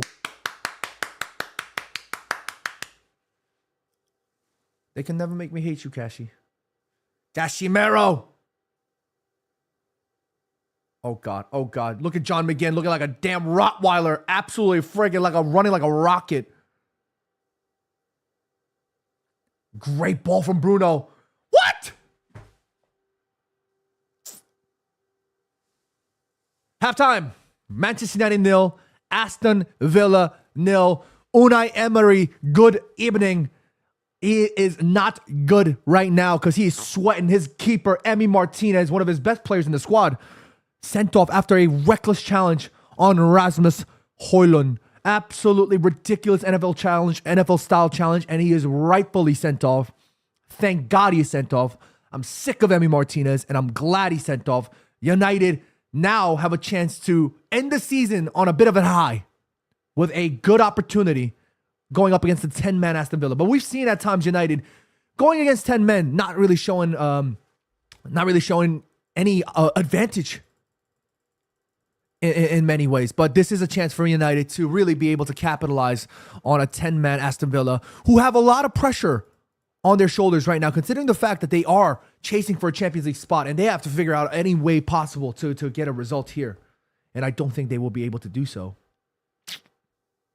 You know what I mean? I'm so happy.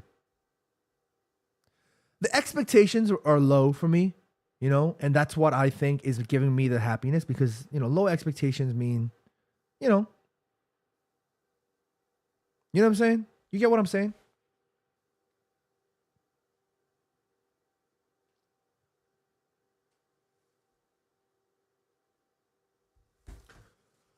Let's see. Let me get into the chat a little bit more here. Let's see what the chat's saying.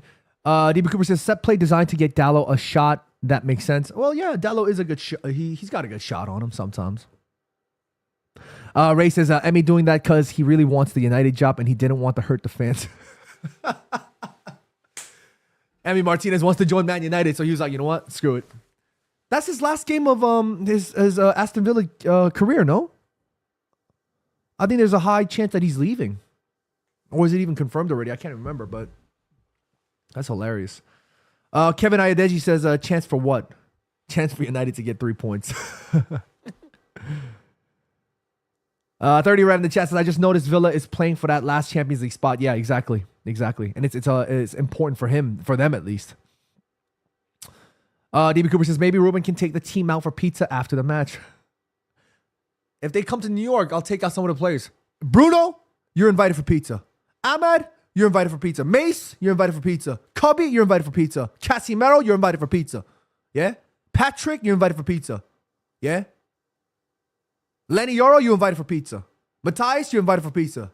Manu, you're invited. Ruben, you're invited. I can't think of the rest right now. Ray says, found a wide screen. Yeah, so on YouTube, there will always be 2 lives going forward. There will always be a wide and a shorts version.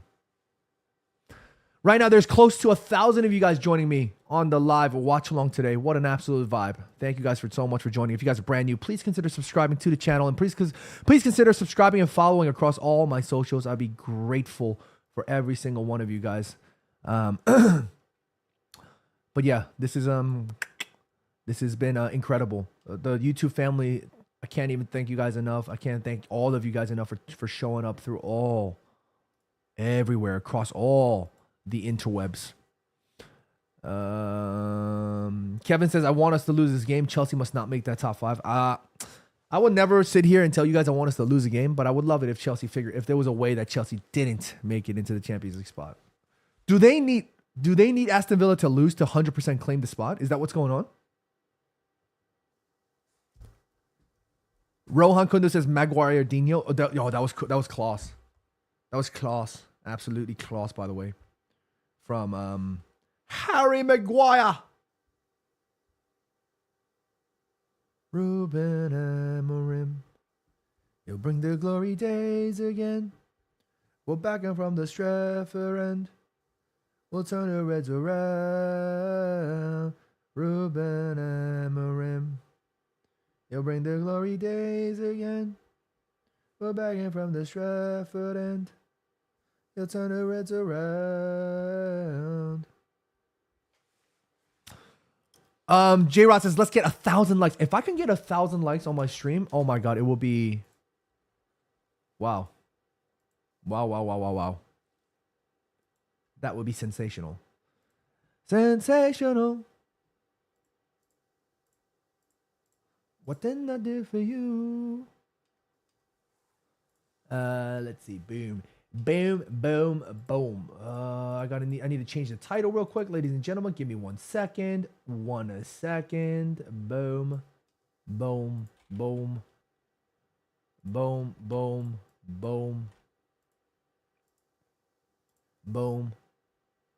Man United 0, Aston Villa 0. Boom.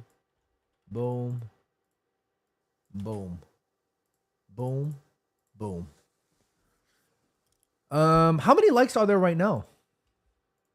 Let's take a look. 12 likes, 8 likes. We got a long way to go for 1,000. Bro Demon says United play again on the 28th and on the 30th. Who the hell decides to play 2 friendlies after a season like that? Makes absolutely no sense whatsoever. Bro Demons, it's crazy, but unfortunately United need to do whatever they can to raise funds. I assume there will be a lot of young players traveling with that squad. Rohan Kundu says if Chelsea and I think United are actually flying out immediately after this game. I think that's what the report suggested. Rohan Kundu says if Chelsea and Aston Villa lose, Nottingham Forest gets Champions League. So Chelsea need to lose and Aston Villa need to lose. So United better beat Aston Villa. That's what it is. Oh, Kevin says if so Villa and Forest need to win for them to drop into the champ. Okay.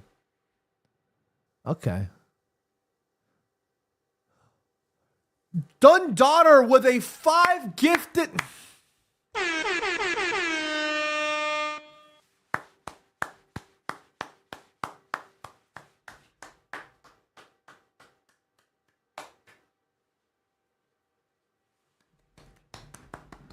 Dundaughter, thank you so much for the 5 gifted. Appreciate you, my man.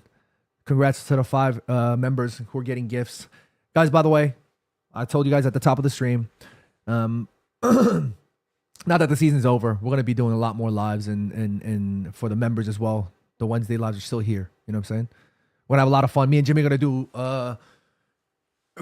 to do more of those StreamYard streams. You guys can get involved. It's going to be a lot of fun. So the members, congratulations. And Dundaughter, let me raise my glass for you. There's coffee in here. And it's cold. Everybody raise your glasses for Dundaughter. Raise your glasses up. I'm going to cheers myself.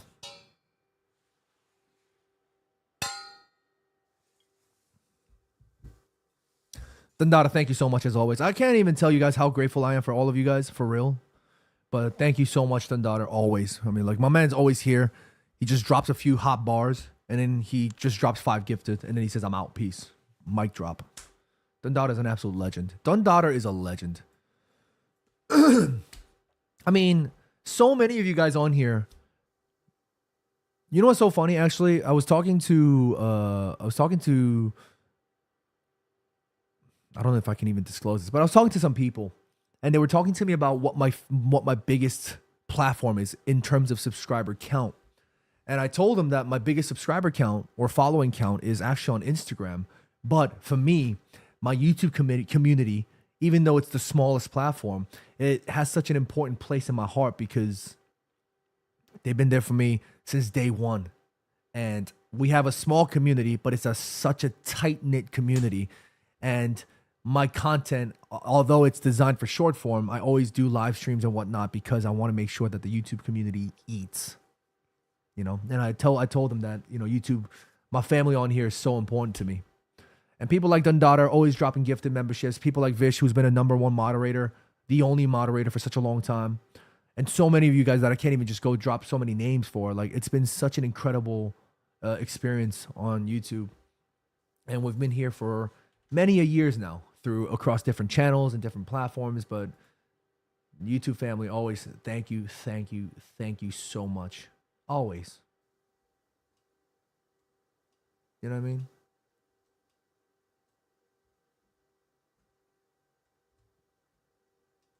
Ray says just do some more K-pop challenges.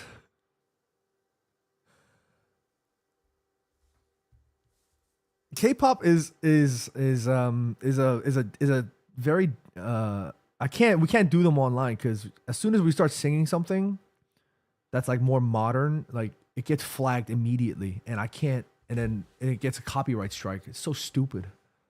YouTube is so stupid sometimes. Zoinks in the chat, what's going on, my man? Welcome back. Katie Marie showing love to Dundada as well.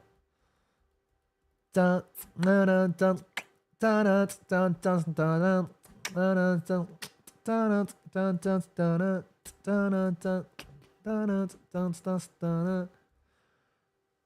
Premier League Summer Series is back, and Manchester United are also going to be in town.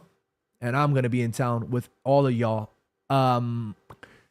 United are here in New York, New Jersey. United are in Atlanta, and United are going to be in Chicago. We are going to be at all three places. It's going to be great because we're going to be hosting a party. Oh, I don't know if I'm allowed to.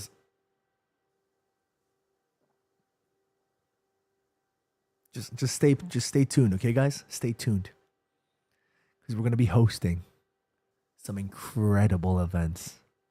So my family in Chicago, my family in New York, and of course my family in Atlanta. And if you guys are flying in or coming around for any of those trips, stay tuned. Stay tuned. DB Cooper says, I actually didn't realize you couldn't sing it yourself. You guys remember that karaoke stream that we had? Do you know how many copyright violations I got on that one? It's so stupid. It's so stupid. That's where I want YouTube to wake up. Because I know a lot of streamers on Twitch and other platforms, they can do these things. They can watch people's videos and react and whatever. And there's no issues with copyright. I need YouTube to wake up and figure this out. Katie Marie says, now I really want pizza when I come in July, but that was always going to be happening anyways. How crazy would it be? How absolutely crazy would it be if Manchester United did another tailgate party and I pulled up with a whole pizza company, like a pizza restaurant, and we had our own little booth? How crazy would that be?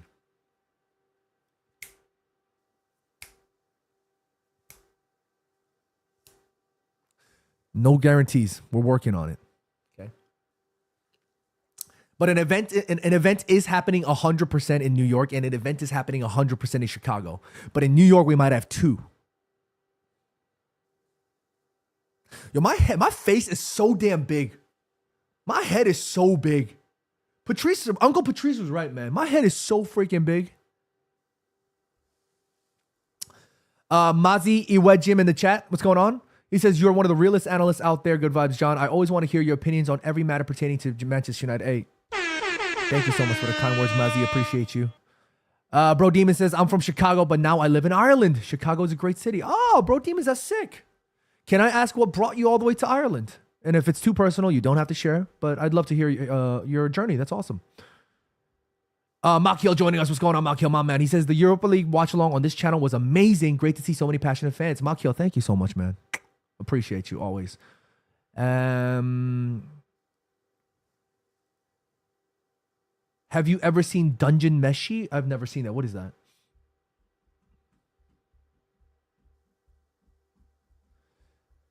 Second half is about to be underway. Makio with a beautiful comment. He says, "You're beautiful. Your head is beautiful, fam."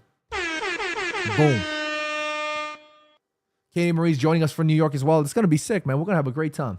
Everybody's gonna have a great time. I want all of y'all to pull up to the event. We're gonna have a great time. We're gonna vibe out. I know when you guys, a lot of you guys showed up to the United, I Love United event, or was it I Am United? Sorry, that was, or was it I Love United? I can't remember. I think it was I Love United. We had a great time, but unfortunately, I had to be running around upstairs, and I had to spend time with other content creators. It was very hectic and busy. But this time around, I am the one that's gonna be doing the hosting and co-hosting. So it's gonna be my event. So it's gonna be very different. Like for example, at the Saturdays event, it was so fun because the Saturdays event, I was the host, and we had a great time. I just wish United freaking won the damn game, but it was such a good time. It was so much fun. Second half underway as Cubby Mainu looks to be coming onto the pitch. My boy Cubby. Right there. That's Cubby Mainu right there. Right there. Cubby Mainu coming on for, let's see who's coming off. It's probably going to be Mace that comes off. I think so. It's either Mace or Casimiro.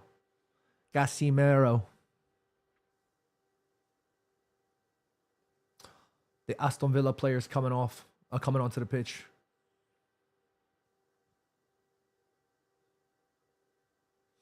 Coming off for Diogo Dalot.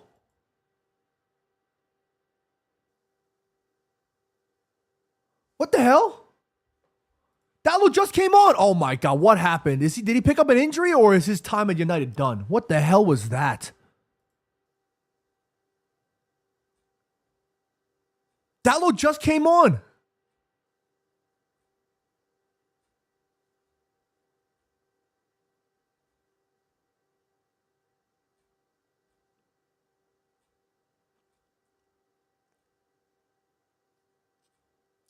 Dalot just came on. Okay, well, second half is about... Oh, I literally just... Second half is about to get underway. I don't know why I started the timer, sorry. Let's see. Here we are. And we are live. Second half underway. Manchester United versus Aston Villa. United. I believe that means that Amad Diallo goes into the right back position, and that means Cubby Mainu will probably be slotting in as one of the inside 10s. You love to see it. You love to see it. But that means Dalot is on the chopping block. That means that he clearly understands that he's not a good enough of an attacker or can provide the attacking threat. So much to the point that we're just subbing off the person that we just subbed on. Not a good look for Dalot, in my opinion.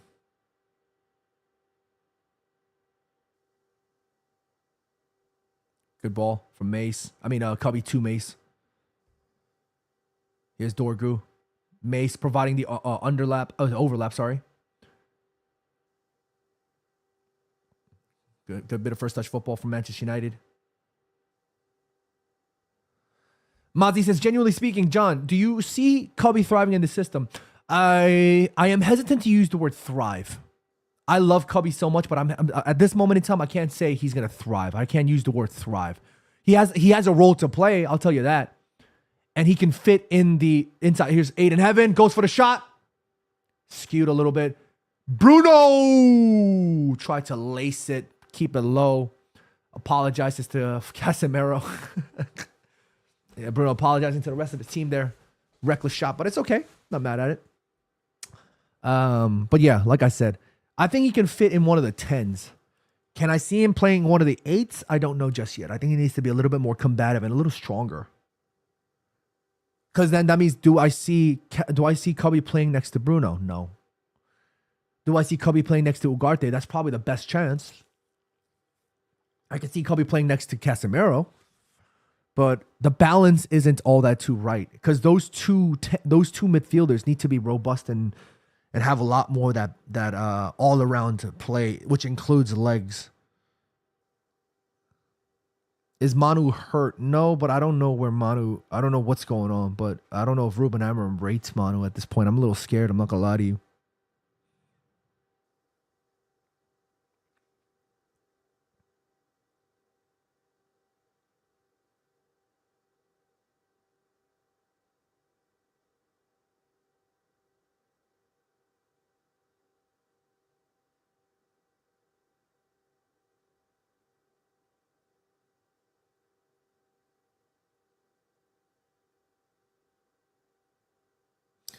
Remember, Manchester United are going against a 10-man Aston Villa, so they are going to be sitting a lot more compact Aston Villa. But also at the same time, they might actually leave some spaces exposed at the back because they're going to be going all in for it. They need to win this game to increase their chances of Champions League qualification.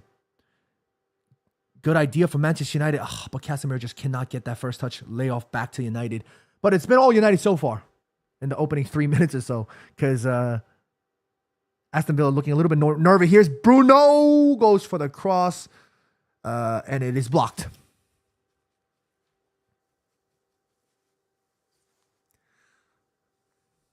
DB Cooper says, imagine doubting Manu's future in this time last year. We're screwed.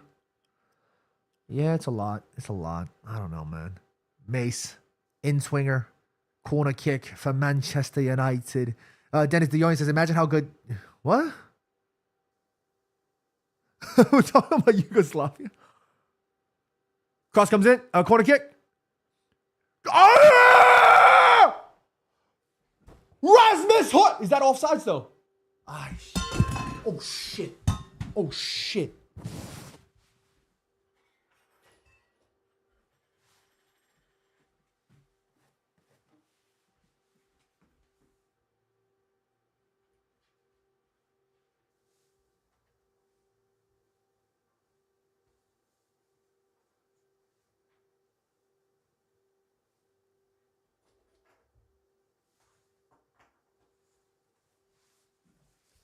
I just threw my mic in frustration and then I just spilled water. I'm an absolute idiot. Wow, I thought Rasmus scored there. But I think he was offside.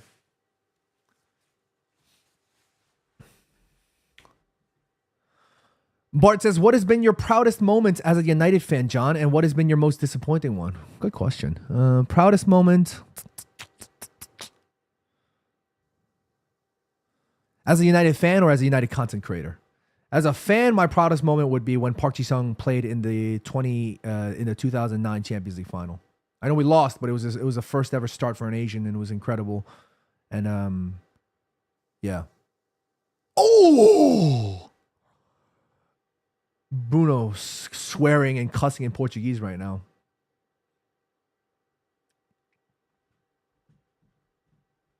Rohan says your situation pretty much sums up United, seriously. Bruno comes from Sporting like Cristiano.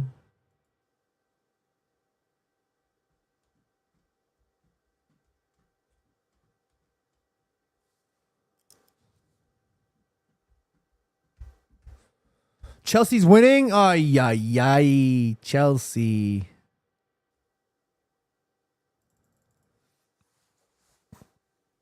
Guys, by the way, I don't want Emi Martinez as a keeper for Man United. I'm just going to, full disclosure, I don't want him at United. Good work from Patrick Dorgu. Nice touch. Oh, but just can't beat his man. Matty Cash. Casemiro and United playing very high lineup here, and they definitely should be. Kamara trying to get out. Good little bit of footwork here in front of Casemiro, but he absolutely stinks the bed. And here's Rasmus Højlund, who wins it back from Manchester United. Here's Mason Mount. Can we sting them right away? Nope. We take our time with this. Not mad at all. Bruno. Back to Patrick. Nice little 1-2. Cross comes in, and it will keep in play. Here's Mace. Oh. No, Mace. No. I think he did a little too much there, but good work from. What? How's that a foul, bruv?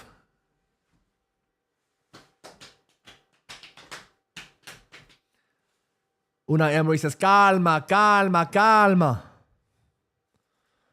Ray says he took Dallo off. Didn't he sub Dallo in? He did. But then I think the change with the red card was just was a lot there. Like that was important. That was enough for Ruben Amorim to be bolder and bring on a more of an attacking player, I guess. I honestly think that sub is a huge tell.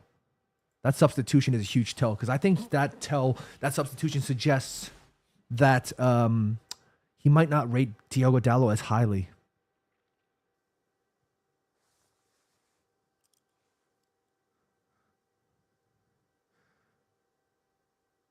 That's a foul on Patrick Dorgu. Absolutely foul. Morgan Rogers should be in the books for that one. Good ball. Here's Amad Diallo. He's got Kobe Mainu. Bruno. Good ball. Mace. Oh, just couldn't get a clean, weak-footed cross there.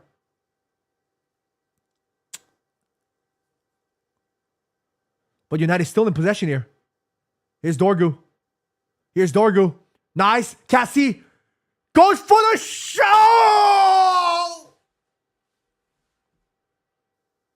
I actually think he should have laid that off to Cubby. I actually think he should have laid that off to Cubby. Oh, that actually hit the outside of the post. Bruno is pissed. I mean, Ruben Hammer was pissed. He just kicked the water bottle. Oh, I actually think he should have laid that off for Cubby Mainu there. Ray with the Ruben went to go pick up his water bottle. That's funny. United seeing a lot of the ball. Makes sense considering the fact that they are one man down.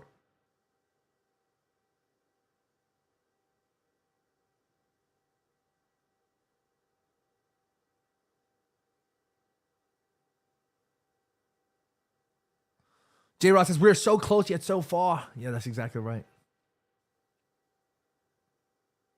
It's too late to apologize.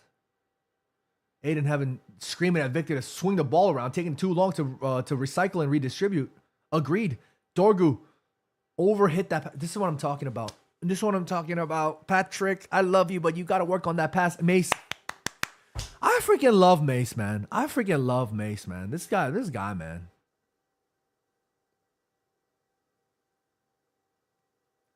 Just being encouraging, showing love to each other. That's what all you need is love. That's what we need right now.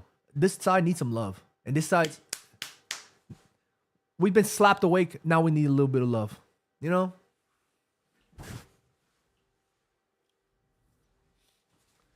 Bart Jacob Murphy, he's been class. But I don't know if he's been the most improved this season.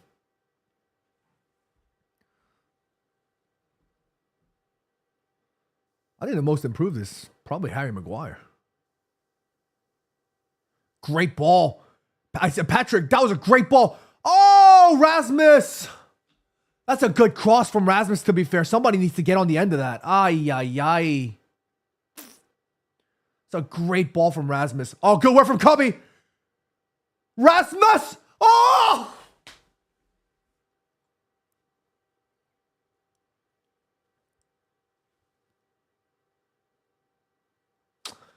Good work from Cubby to win the ball off the press. Oh, nice work.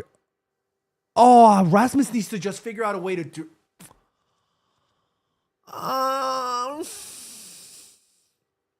Casemiro. Makio, thank you so much for the gifted. Appreciate you. And DB Cooper, congrats on that. We're going to be back live next Wednesday. It's going to... Oh. Actually, I won't be able to go live next Wednesday. We're going to do a different live for next Wednesday. Different day for next week's live. Sorry, that's what I meant. Oh, you need it. Yo, Patrick Dorgu's been involved, man.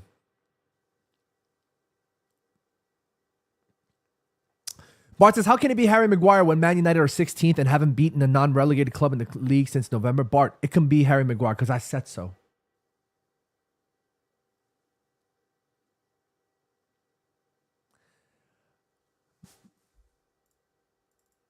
Is Chelsea still winning? I need Forest to win, man.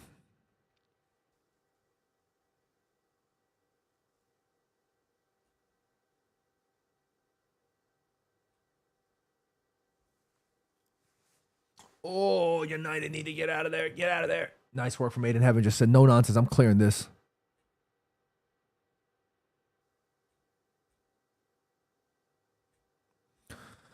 I don't know. I wish Rasmus could have been a little bit... Oh, whoa. I completely missed that. I was looking at the... Let's take a look. Oh, it was a bad error. Rasmus! Oh.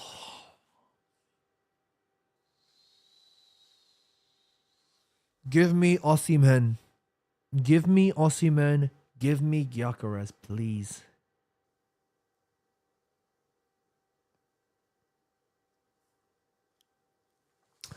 Give me Osimhen and Gyökeres, please.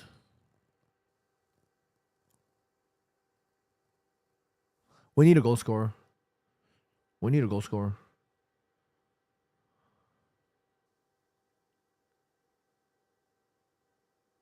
Casemiro has been great.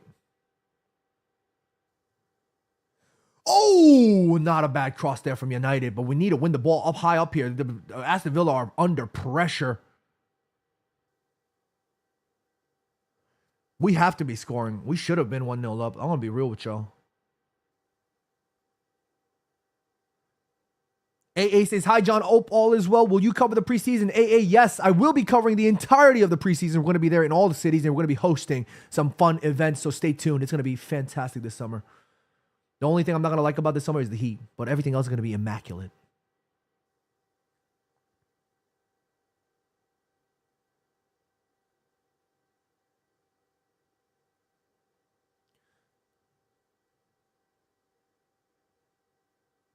Ruben Amorim, he'll bring the glory days again.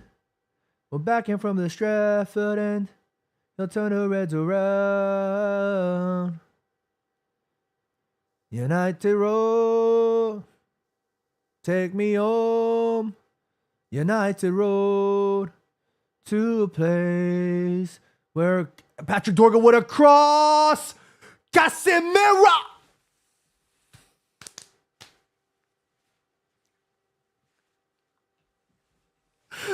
So close. Oh, Casemiro needs to get even lower. Bruno can't believe. I keep saying Bruno. It's Ruben. Beruben. Bart says, will you cover the Club World Cup, especially the Korean Club? I'm going to be covering the Club World Cup as well as the Korean Club. Absolutely, I will. Aston Villa bringing on some changes here. J-Rod says, is Rasmus on the chopping block? And 30 Reds is not sure about Rasmus at this point. He definitely is on the chopping block, but I'm not too sure about if he's going to leave. If anything, I think he'll go on loan. Unless a Serie A team is truly 100% sold on the idea that he's a great player and he can succeed at Serie A. Because apparently the clubs that were linked with him was Inter Milan and Napoli. Napoli have Lukaku. Inter Milan have Lautaro Martinez. Maybe actually they will. Maybe they will. Maybe actually I can see them actually. Because Lukaku is what? He's 30 now? He's getting older? And how old is Martinez? What, 27? I don't remember. But yeah, actually I can see him leaving. Yeah. I just actually convinced myself that the chances went from like 30% to 40 or 50. Yo, this Aston Villa side is stinking today. This is our chance to actually get a win. Come on, lads. Come on, United. United.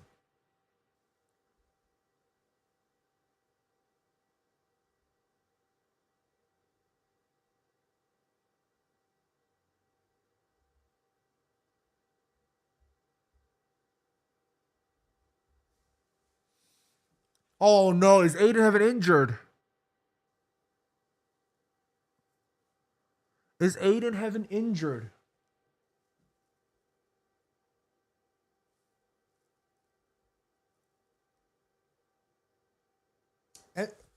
Lautaro Martinez is 32. Yeah, maybe then it makes much more sense for them to bring Rasmus Højlund. Absolutely. Bart says, I think that Conte would love Garnacho or Rashford, especially as the latter can run back and offer cover. I could see Rashford joining Napoli, but I don't see Conte bringing Garnacho. I think Garnacho is more of an Atleti player. Don't tell me Aiden Heaven is injured.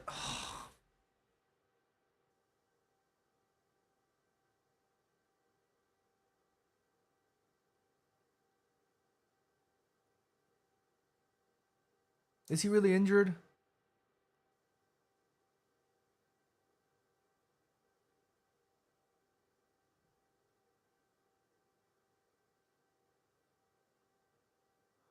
Ruben Amorim is livid.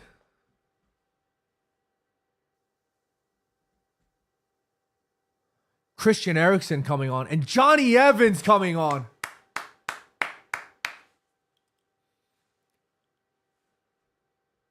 Ruben Amorim, You'll bring the glory days. You know what somebody asked me recently that I thought really provoked my thought? It was a really interesting question. I mean, it's not really like a complex one, but it was interesting at the moment. Because somebody asked me, somebody said, hey, John, let's say in some crazy world, Ruben Amorim asked you to work as part of his coaching staff. Would you take that job? And I found that such an interesting question because it made me think for some reason. I was like, would I want to be a part of the staff? Absolutely, I would. Absolutely. Oh, God. Here's Aston Villa. Oh, no. Oh, no. Oh, no. Good defending from Patrick Dorgo. I'm going to say Patrick Dorgo has been putting in. Oh, no, Bruno. Oh, no, Bruno. Oh, no, Bruno. Oh, no, Bruno with a sloppy pass.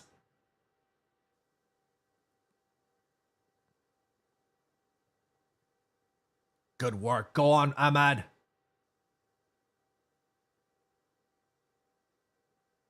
Is this his swan song with Johnny? It is.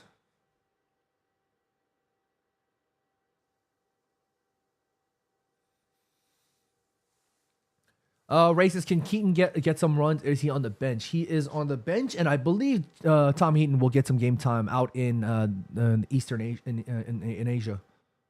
Good tackle there.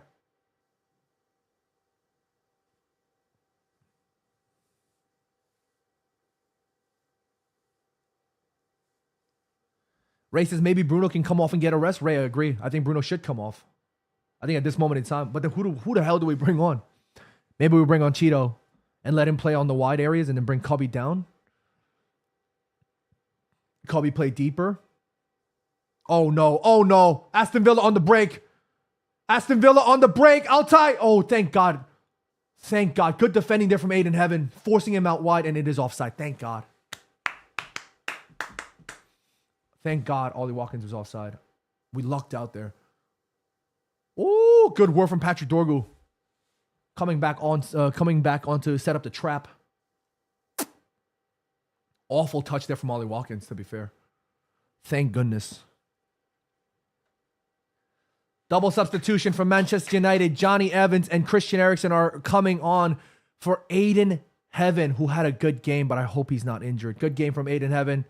Coming on for Johnny, and Christian Eriksen will be coming on for Bruno? Mace.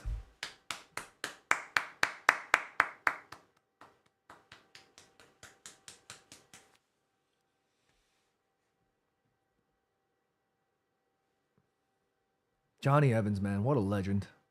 What a freaking legend, man. 1,400 of you guys checking in right now on the live streams across the platforms. Absolute legends. Thank you all so much. I hope you guys are all having a fantastic Sunday, and hopefully United can bring some smiles with a 3 points. Cross comes in. Oh, Rasmus did get to it, but unfortunately couldn't, and he's screaming at something. I think he's in pain.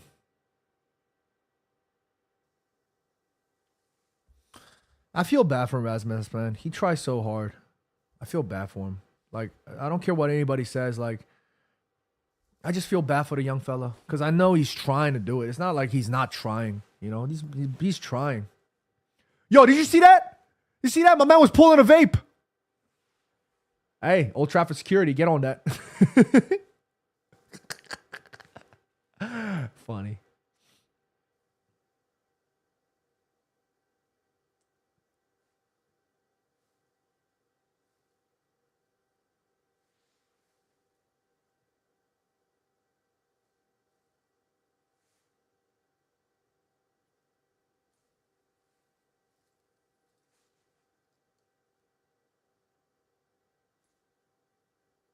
This Casemiro. Good work from Christian Eriksen and Bruno. Oh, not a bad shot. Bruno he's like, please just give me one, please.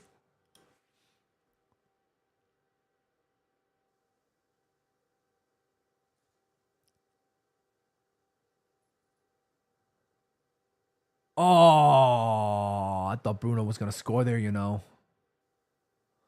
Oh, so close, so close, so close. Vicious John, just let this guy. Hey, man. Hey, do your thing. You know what I'm saying? Do your thing. Oh, my God. Are they dressed as Where's Waldo? What the hell? Where is Waldo? Has anybody found Waldo? Where's this guy?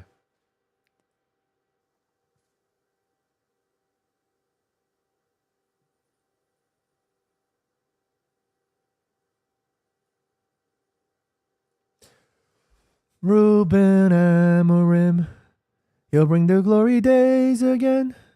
We're back in from the Stratford end. The turn of reds around. Unai Emery, nervous, edging. The pressure setting on for him as Aston Villa must win to secure their hopes secure their hopes. I'm all over the place today.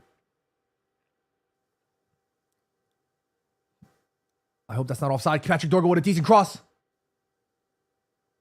Bruno plays it in. Casemiro plays it back out to Bruno. He's got a lot of space this time. I thought he was going to go for the Trivella there. Christian Eriksen. Bruno. Oh my.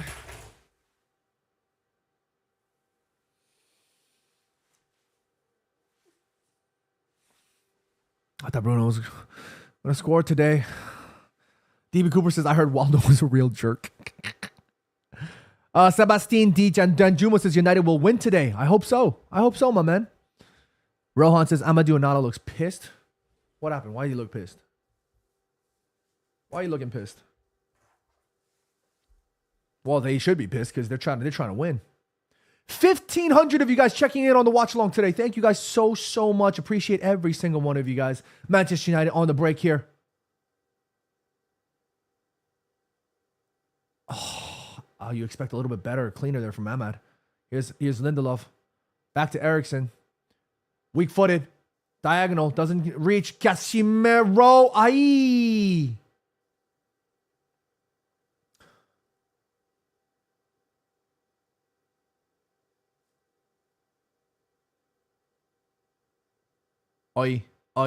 Aye. What a ball. Altai doing well. Coming off his line. Collecting. Well done. Vicious, the XG on this game must be 28-0. J-Rod says, would you let any of your fans come to the studio and chat live stream for a game? Good question. Maybe. I'm not too sure. I haven't thought about that. Depends.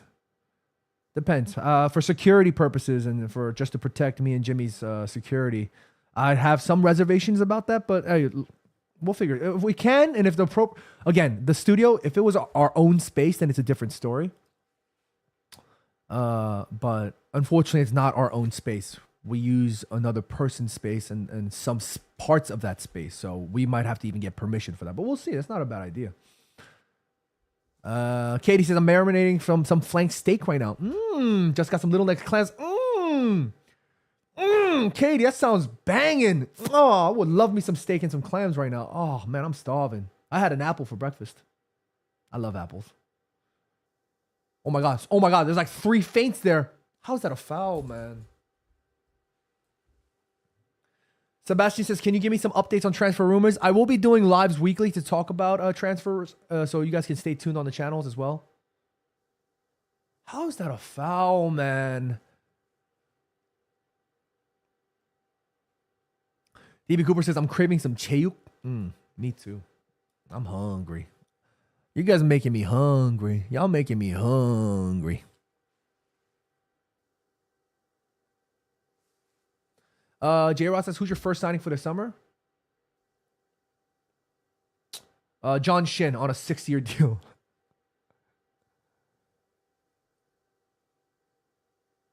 First signing. Good question. I haven't really thought about it. I think it has to be a striker. It has to be either Osimhen or Gyökeres. But, I mean, theoretically speaking, I think the first signing is actually going to be... Oh, no!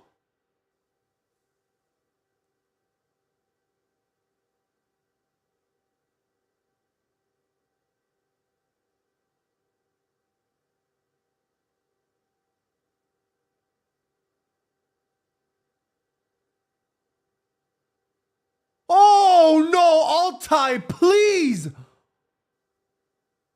You got to sweep and claim that. No, oh.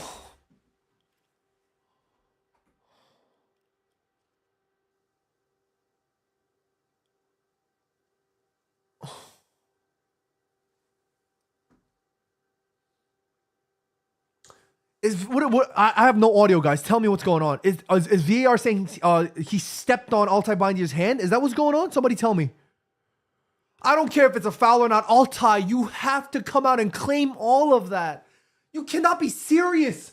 You gotta come in slide. You gotta.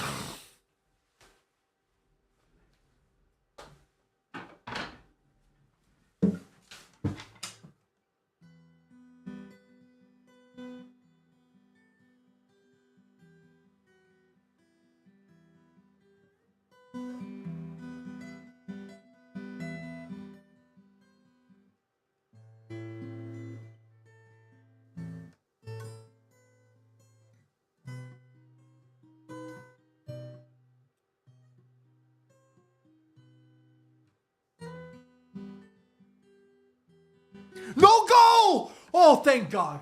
Thank God. Thank God. Oh my God. Altay, please, brother. You cannot do that again. Oh my God. You cannot do that again, bro. Altay, please. Come on, United. Wake the hell up. Good switch of ball. Here's Dorgu. Dorgu.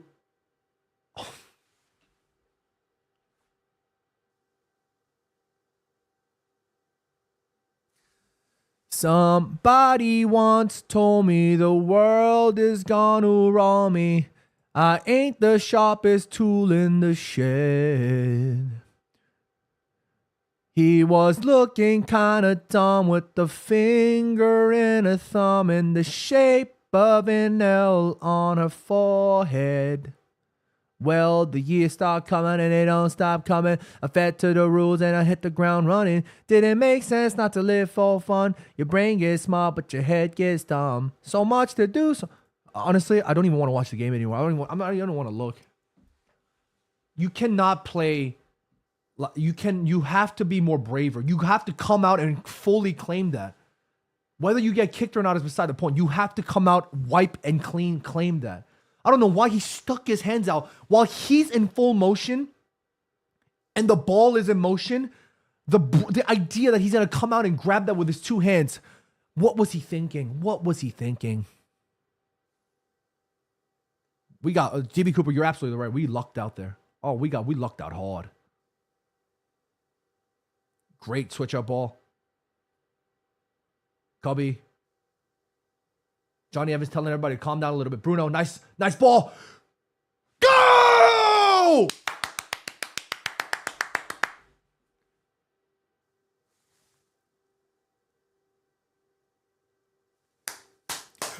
United! Well done, Amad Diallo. Finally, United get one. Finally, well done to Manchester United. Unai Emery fuming. Unai, hold that. Hold that, Unai. Hold that.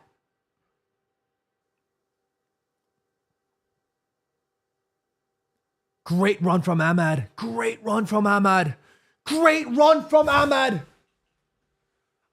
I'm gonna say, here's the thing I'm gonna say. We don't need a wing back. We don't need a wing back. Play Amad Diallo as the right wing back, please. Please. I much like Ahmad as a wingback than as one of the 10s. Play Ahmad as a wingback, please.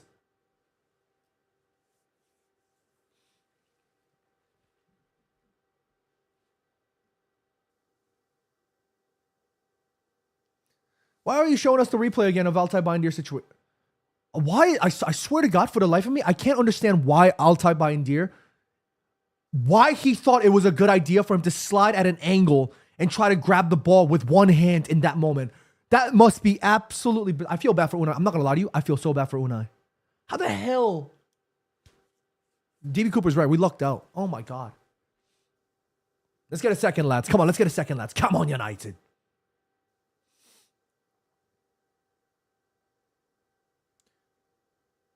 Amad Diallo, DB Cooper, Amad Diallo needs to be as one of the wingbacks. 110%. 110%. He's more efficient. He provides more attacking output. And all of his gameplay, all-around gameplay is way better as a wingback.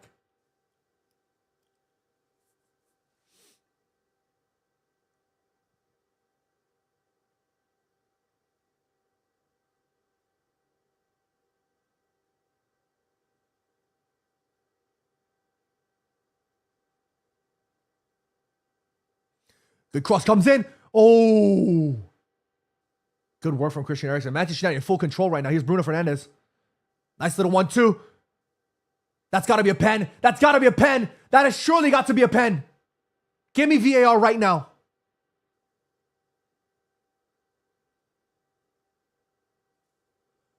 Give me VAR right now. Give me VAR right now. Cheeto coming on for what probably is going to be for Rasmus. You love to see it. Cheeto needs to be working hard, man. This is a great opportunity for Cheeto to capitalize on Manchester United striking a situation. If we bring in a veteran, then he's going to be the next in line if he works hard. Cheeto needs to take every... What the hell's going on? Oh, the ref just played on? Brother, that's a foul. Give me VAR on that one. 1,700 of you guys. 1,732 checking in right now across the platforms. Thank you so much. Manchester United 1. Aston Villa 0. Goal thanks to a beautiful assist from Bruno Miguel Bosch-Fernandes and a goal courtesy of Amad Diallo. Manchester United in the box again. Good work from Kobe Mainu. Rasmus. Nice work. Patrick. Oh, too sloppy there from Patrick Dorgu. Great tackle from Johnny. Go on, Johnny. That's a foul. That's a foul. That's a foul. Aston Villa's heads are gone. Aston Villa players' heads are gone. Their heads are gone. It's looking like United players from last week. I can't lie to you. But Aston Villa players' heads are gone, and you love to see it. You love to see it.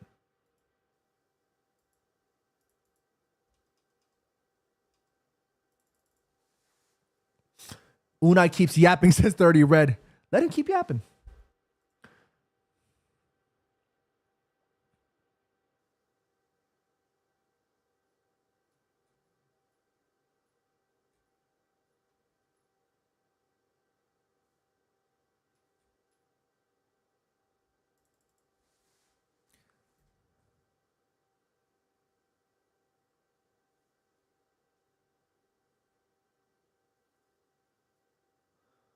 Free kick for Manchester United in a dangerous area.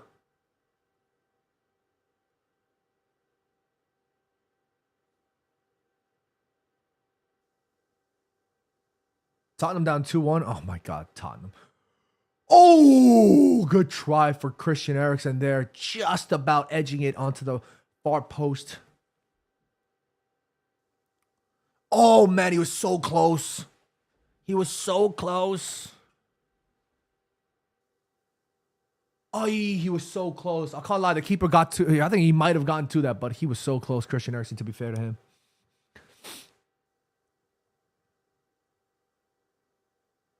I have a feeling that Ruben Amorim and Unai Emery might beef a little bit at the end of the game. Like, they might have a bit of an argument. What are the odds on that? Good switch up ball for United. It's all United right now. Clearly, Aston Villa are all over the place. They're rattled. One man down. They are having a bit of a tough time. United need to capitalize. We need to score another one. Let's get 4 on these lot. Let's put 4 on these lot.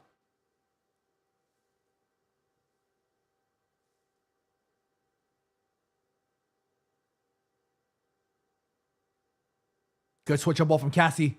Patrick Dorgu's seen a lot of the ball today. He's seen a lot of action. Bruno. United have too many options right now. United have too many options. Too much thinking going on. Oh my God, he stunk the bed. He collapsed in front of Johnny Evans. Go on, Johnny. Bruno. Nice ball. Cubby. My star boy. My star boy. He was the real star boy. Not Garna. Cubby's my star boy. Here's Bruno. Eriksen. Oh!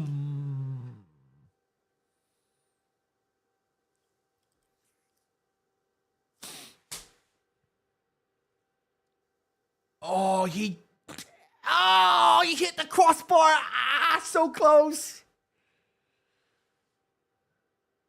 Aston Villa making a double change here. Ross Barkley coming on, and oh, I couldn't see the second person.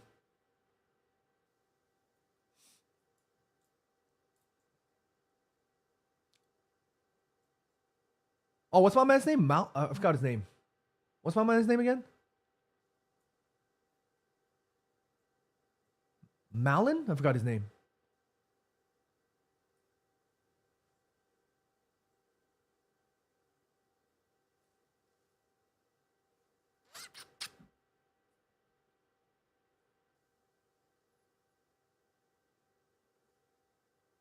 Yeah, Malin. I was right. J-Rod says, is Cubby on the chopping block? No, he's not. Where does he work in the 3-4-3? J-Rod, he works as one of the number 10s, the inside 10s. That's his ideal position. I don't want to see him as one of the 8s. Here's Victor Lindelof. Can he get there? Altai needs to just clear it out, and he does. Well done.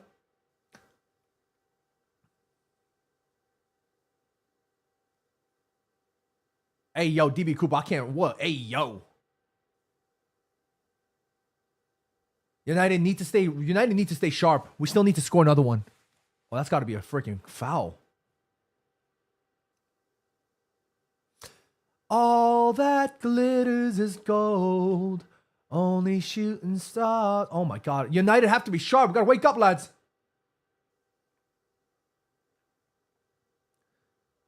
Come on, lads. Come on. Here's Cheeto. Cubby. Good work. Here we go. Great ball. Diagonal. Great ball. No. Ahmad is hurt. He's signaling to the bench. Penalty. But Ahmad is hurt. No.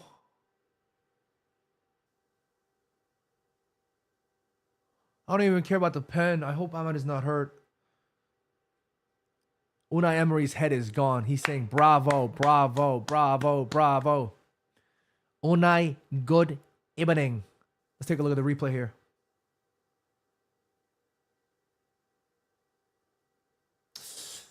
That looked, I'm not going to lie, that looked a little soft. But let's take a look. I can't see how much of... Oh, no, that... Oh. Wow, that actually isn't soft. That was bad. His ankle completely stepped in. That's a pen. The contact was made in the box. That's a pen. That is a pen. It's a good call from the ref. That's a pen.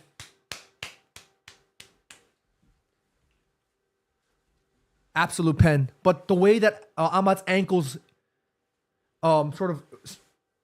What's the word? Extended? It looked to hyperextend.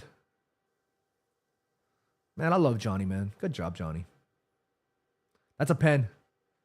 You know who should take that? Cubby should take that. Give it to Cubby. J-Rod says, as a 10, really? Can you see him more as a 9 or even an 8? I can see him as a 9 or an 8, but I don't see it as much as I see him as a 10. As an inside 10. Christian Eriksen taking it. That's a good gesture from the United. That's a good gesture from Bruno there. Want to give it to Christian as his goodbye goal for Manchester United. You love to see it. Ray says Evans was asking. I would have loved to see that too. I would have loved to see Johnny Evans take it. But it will be Christian Eriksen. Christian Eriksen's goodbye penalty goal opportunity for Manchester United. Can he close out his time at United with a high? He steps up and he scores. Go on, Christian. United fans and United players showing him love there. And the rain is pouring down at Old Trafford all of a sudden. I didn't even know it was raining.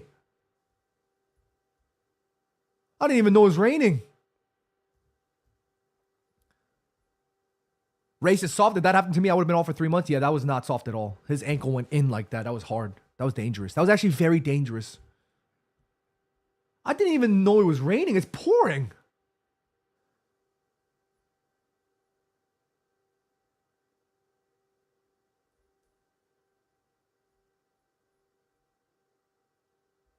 Aston Villa fans fuming. Haha, hold that.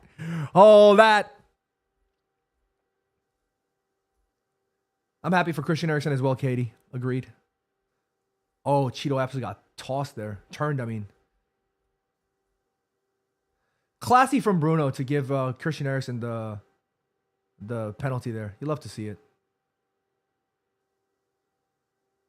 Good first touch pass there from Harry Maguire. Here's Patrick Dorgu. Bruno. Oh, another pen?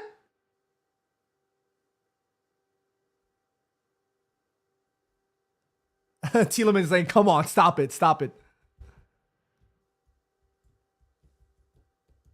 Unai Emery fuming. Unai Emery's head is gone. Fam, his head is gone.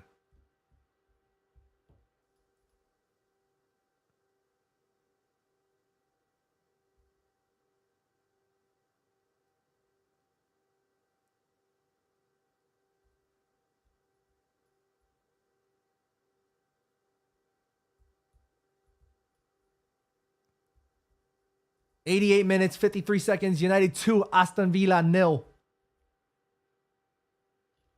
I told you it would have been completely plausible for United to win this game. I told you.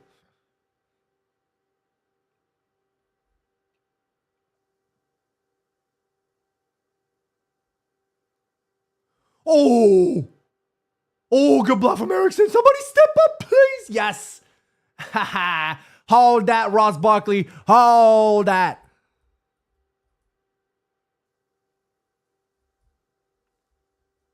Yeah, J-Rod, I agree. I want to see a Casemiro goal as well. Absolutely. I want to see another United goal. I want to see us end this game 3-0.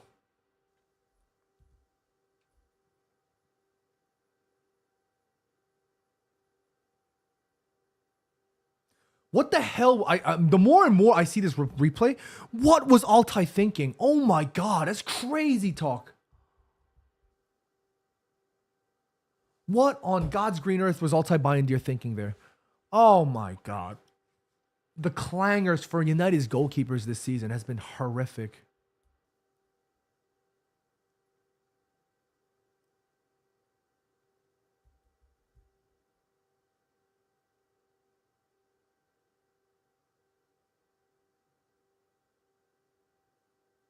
Eight minutes of stoppage time. Holy cannoli.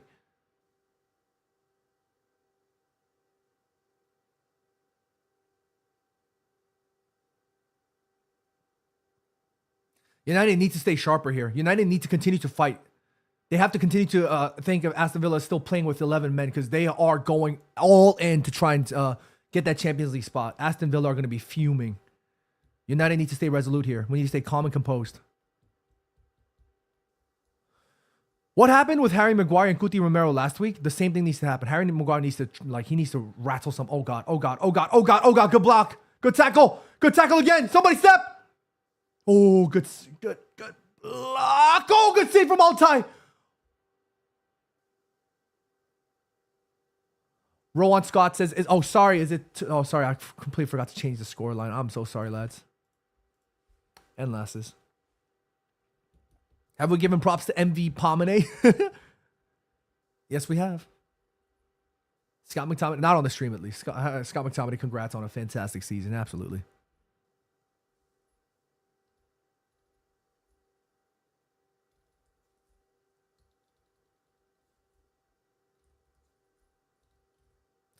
There's a rainbow, a beautiful sky cast over Old Trafford on what hopes to be an opportunity or a sign. Somebody up there giving us the hope as fans that United can potentially return to the good old days again. But for now, we got to finish this game. Here's Casemiro with a decent cross, weak-footed. Oh, wow. Well done from Malen. Oh, God. Here's Aston Villa on the break.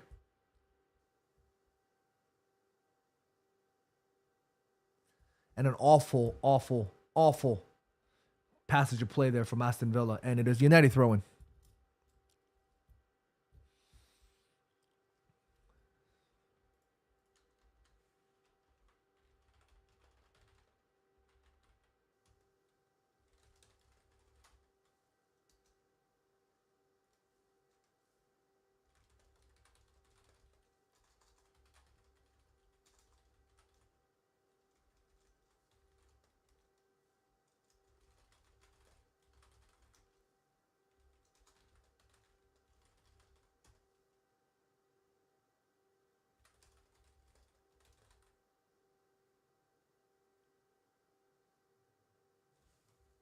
Here's Bruno.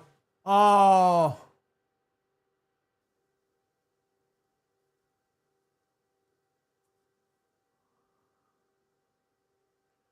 Oh, it looks like a yellow card for Casemiro.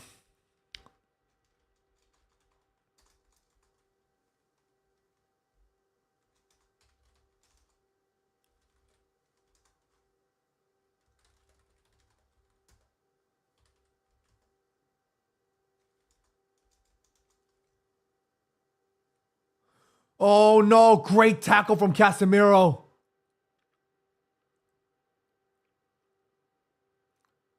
Oh my goodness, United, we need to get this out. We still need to score another one. I swear to, we need another one.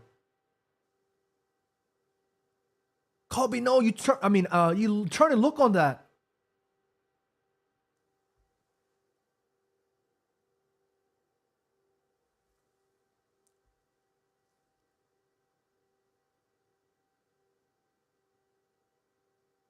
I think Ahmad is offside on that one.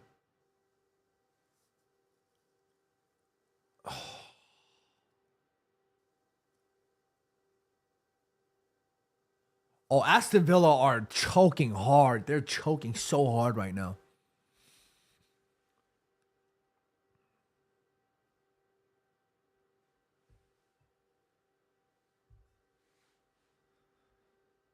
Aston Villa are choking hard right now.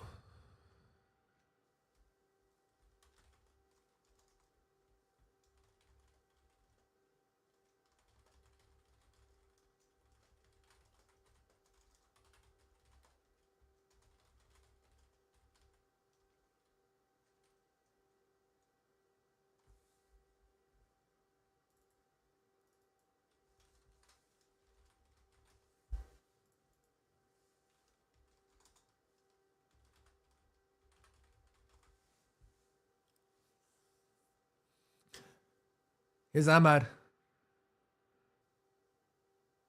Patrick Dorgu.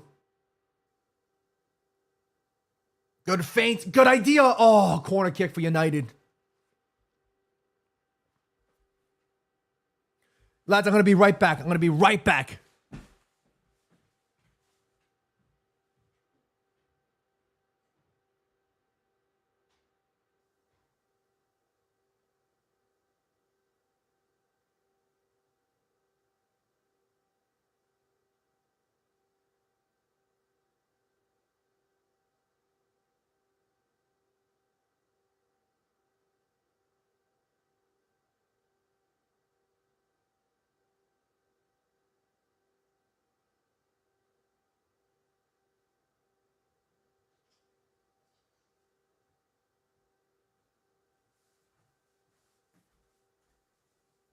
Oh, Johnny Evans with a decent. Oh, so close. I'm going to get water.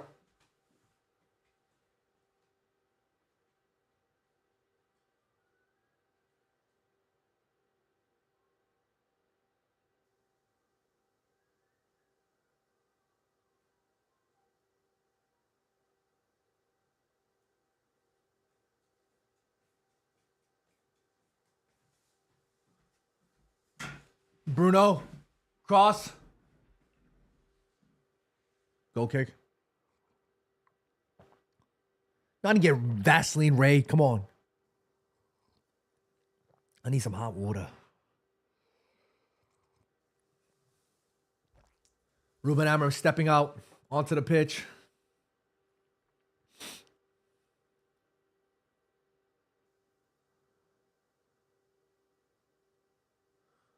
I feel bad for him, man. He's had to deal with so much crap. As much as us fans as well. Let's be real.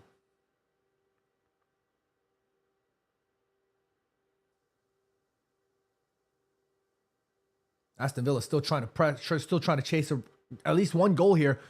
They have been in the box. You got to be careful here. United need to be careful. Good defending from United. Oh, we can get one more here. Come on. Go on. We can get one more. Give one for Cheeto. Let's get one for Cheeto. Cheeto's asking for it. Ugh. 4v4 right now. Cheeto's constantly asking for it. Ahmad. Oh, no. I think Kobe's offside. I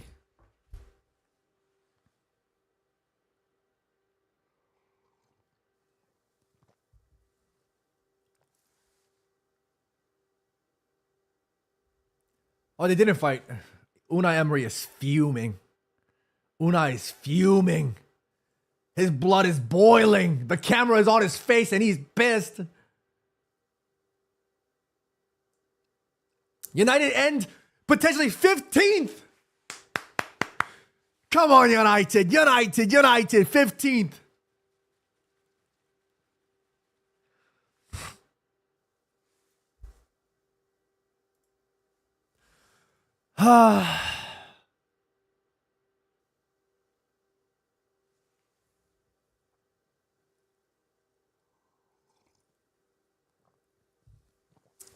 So who got Champions League, Ray? I don't know. I don't give a damn. I don't know.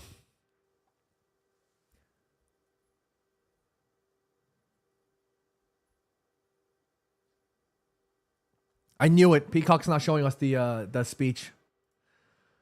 But lads, that's full time. Manchester United 2, Aston Villa 0.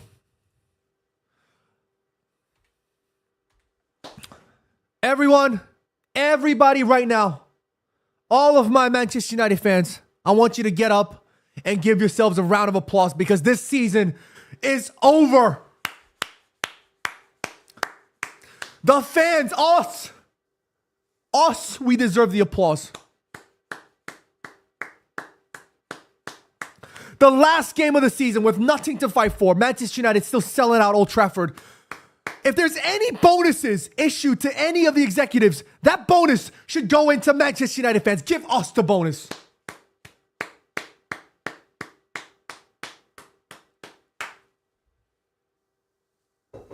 We deserve the bonus. Us fans deserve the bonus. We deserve the bonus. It's been a long season with Man United, and I never want to talk about this season again. We've come a long way, but in the wrong way, and I never ever want to talk about it again. Never ever again.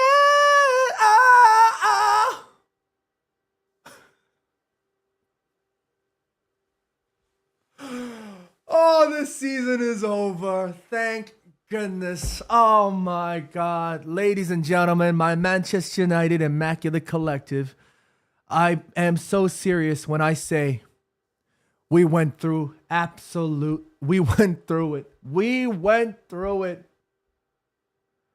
My Manchester United Immaculate Collective, we went through it. We should be so proud of ourselves. Not proud of ourselves for the way we ended 15th, but proud of ourselves that we stuck behind this team and we stuck behind this manager and we gave every single moment of our energy to supporting this team. I am not a spokesperson for Manchester United, but I am a Manchester United fan and I am proud to be a Manchester United fan. But I will tell you this. We should be proud. The fans should be proud. If there's any bonuses being issued out to the Manchester United team and any of the executives, that bonus should go to the fans. We deserve it. Vish, United.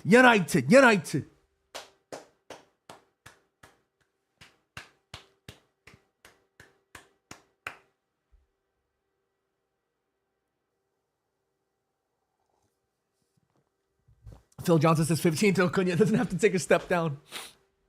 Hey, look, I know the game was the game, whatever. Nobody really, let's be real. We don't really care about that. I just want to say a few words. This summer is going to be so important for Manchester United. This summer is going to be such an historical, important moment for Manchester United. Without a doubt, this team, this organization needs to lock the F in. We need to lock in and make sure that whatever signings we make, whatever signings, incomings, outgoings, every single minute counts. I know we had a long season and I know the players deserve a break. I understand that 110%. But for every single person affiliated with this club, I'm sorry, but that break, yes, go enjoy that break. Afterwards, it's time to lock in. Every single minute of this summer, from the players, to the janitorial staff, to the squad, to the chefs, to the owners, to the board, to the manager, to the physio. recruitment, especially recruitment, every single person needs to be ready to lock in. It's time to lock in. So go and enjoy your break. Go and enjoy your time off. I know United can't take the break right now because we got 2 games that we need to play out in Singapore and out in Kuala Lumpur. Go play those games. And then when it comes time to break, take your break. And as soon as that break is done, it's time to lock in. Because we cannot afford to make this mistake ever again.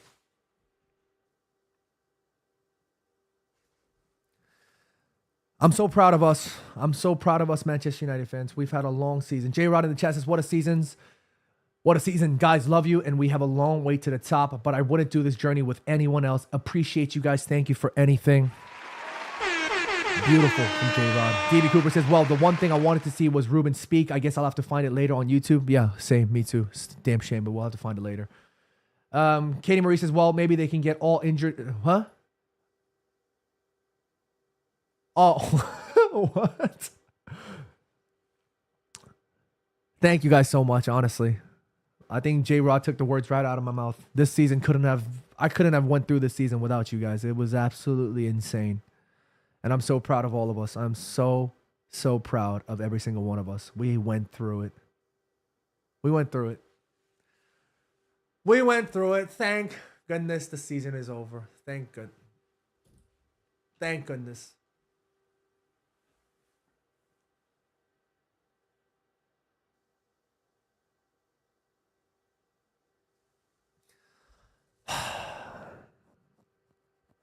I'm so proud of us. I'm so proud of us. Let's do a group photo here.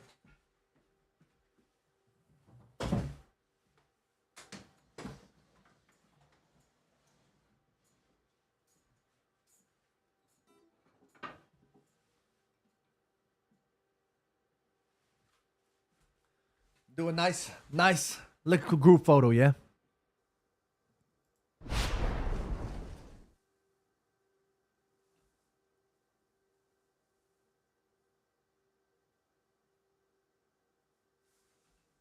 We went through it, lads. Guys, I'm gonna head out now. Oh shoot, sorry. I'm gonna head out now. I got a long day ahead of me. I got a whole bunch of stuff I need to take care of. I just want to say thank you guys so much. We'll be back. Don't worry. Don't you worry about a damn thing. We'll be back. We'll probably be back live tomorrow to talk about the speech and all that stuff. So thank you guys so much to every single one of you guys. Appreciate you. Appreciate every single one of you. Thank you. Thank you. Thank you. We'll be back. Be happy. Be healthy. Take care of all your loved ones. And until next time, I'll see y'all later. Enjoy your Sunday. Peace.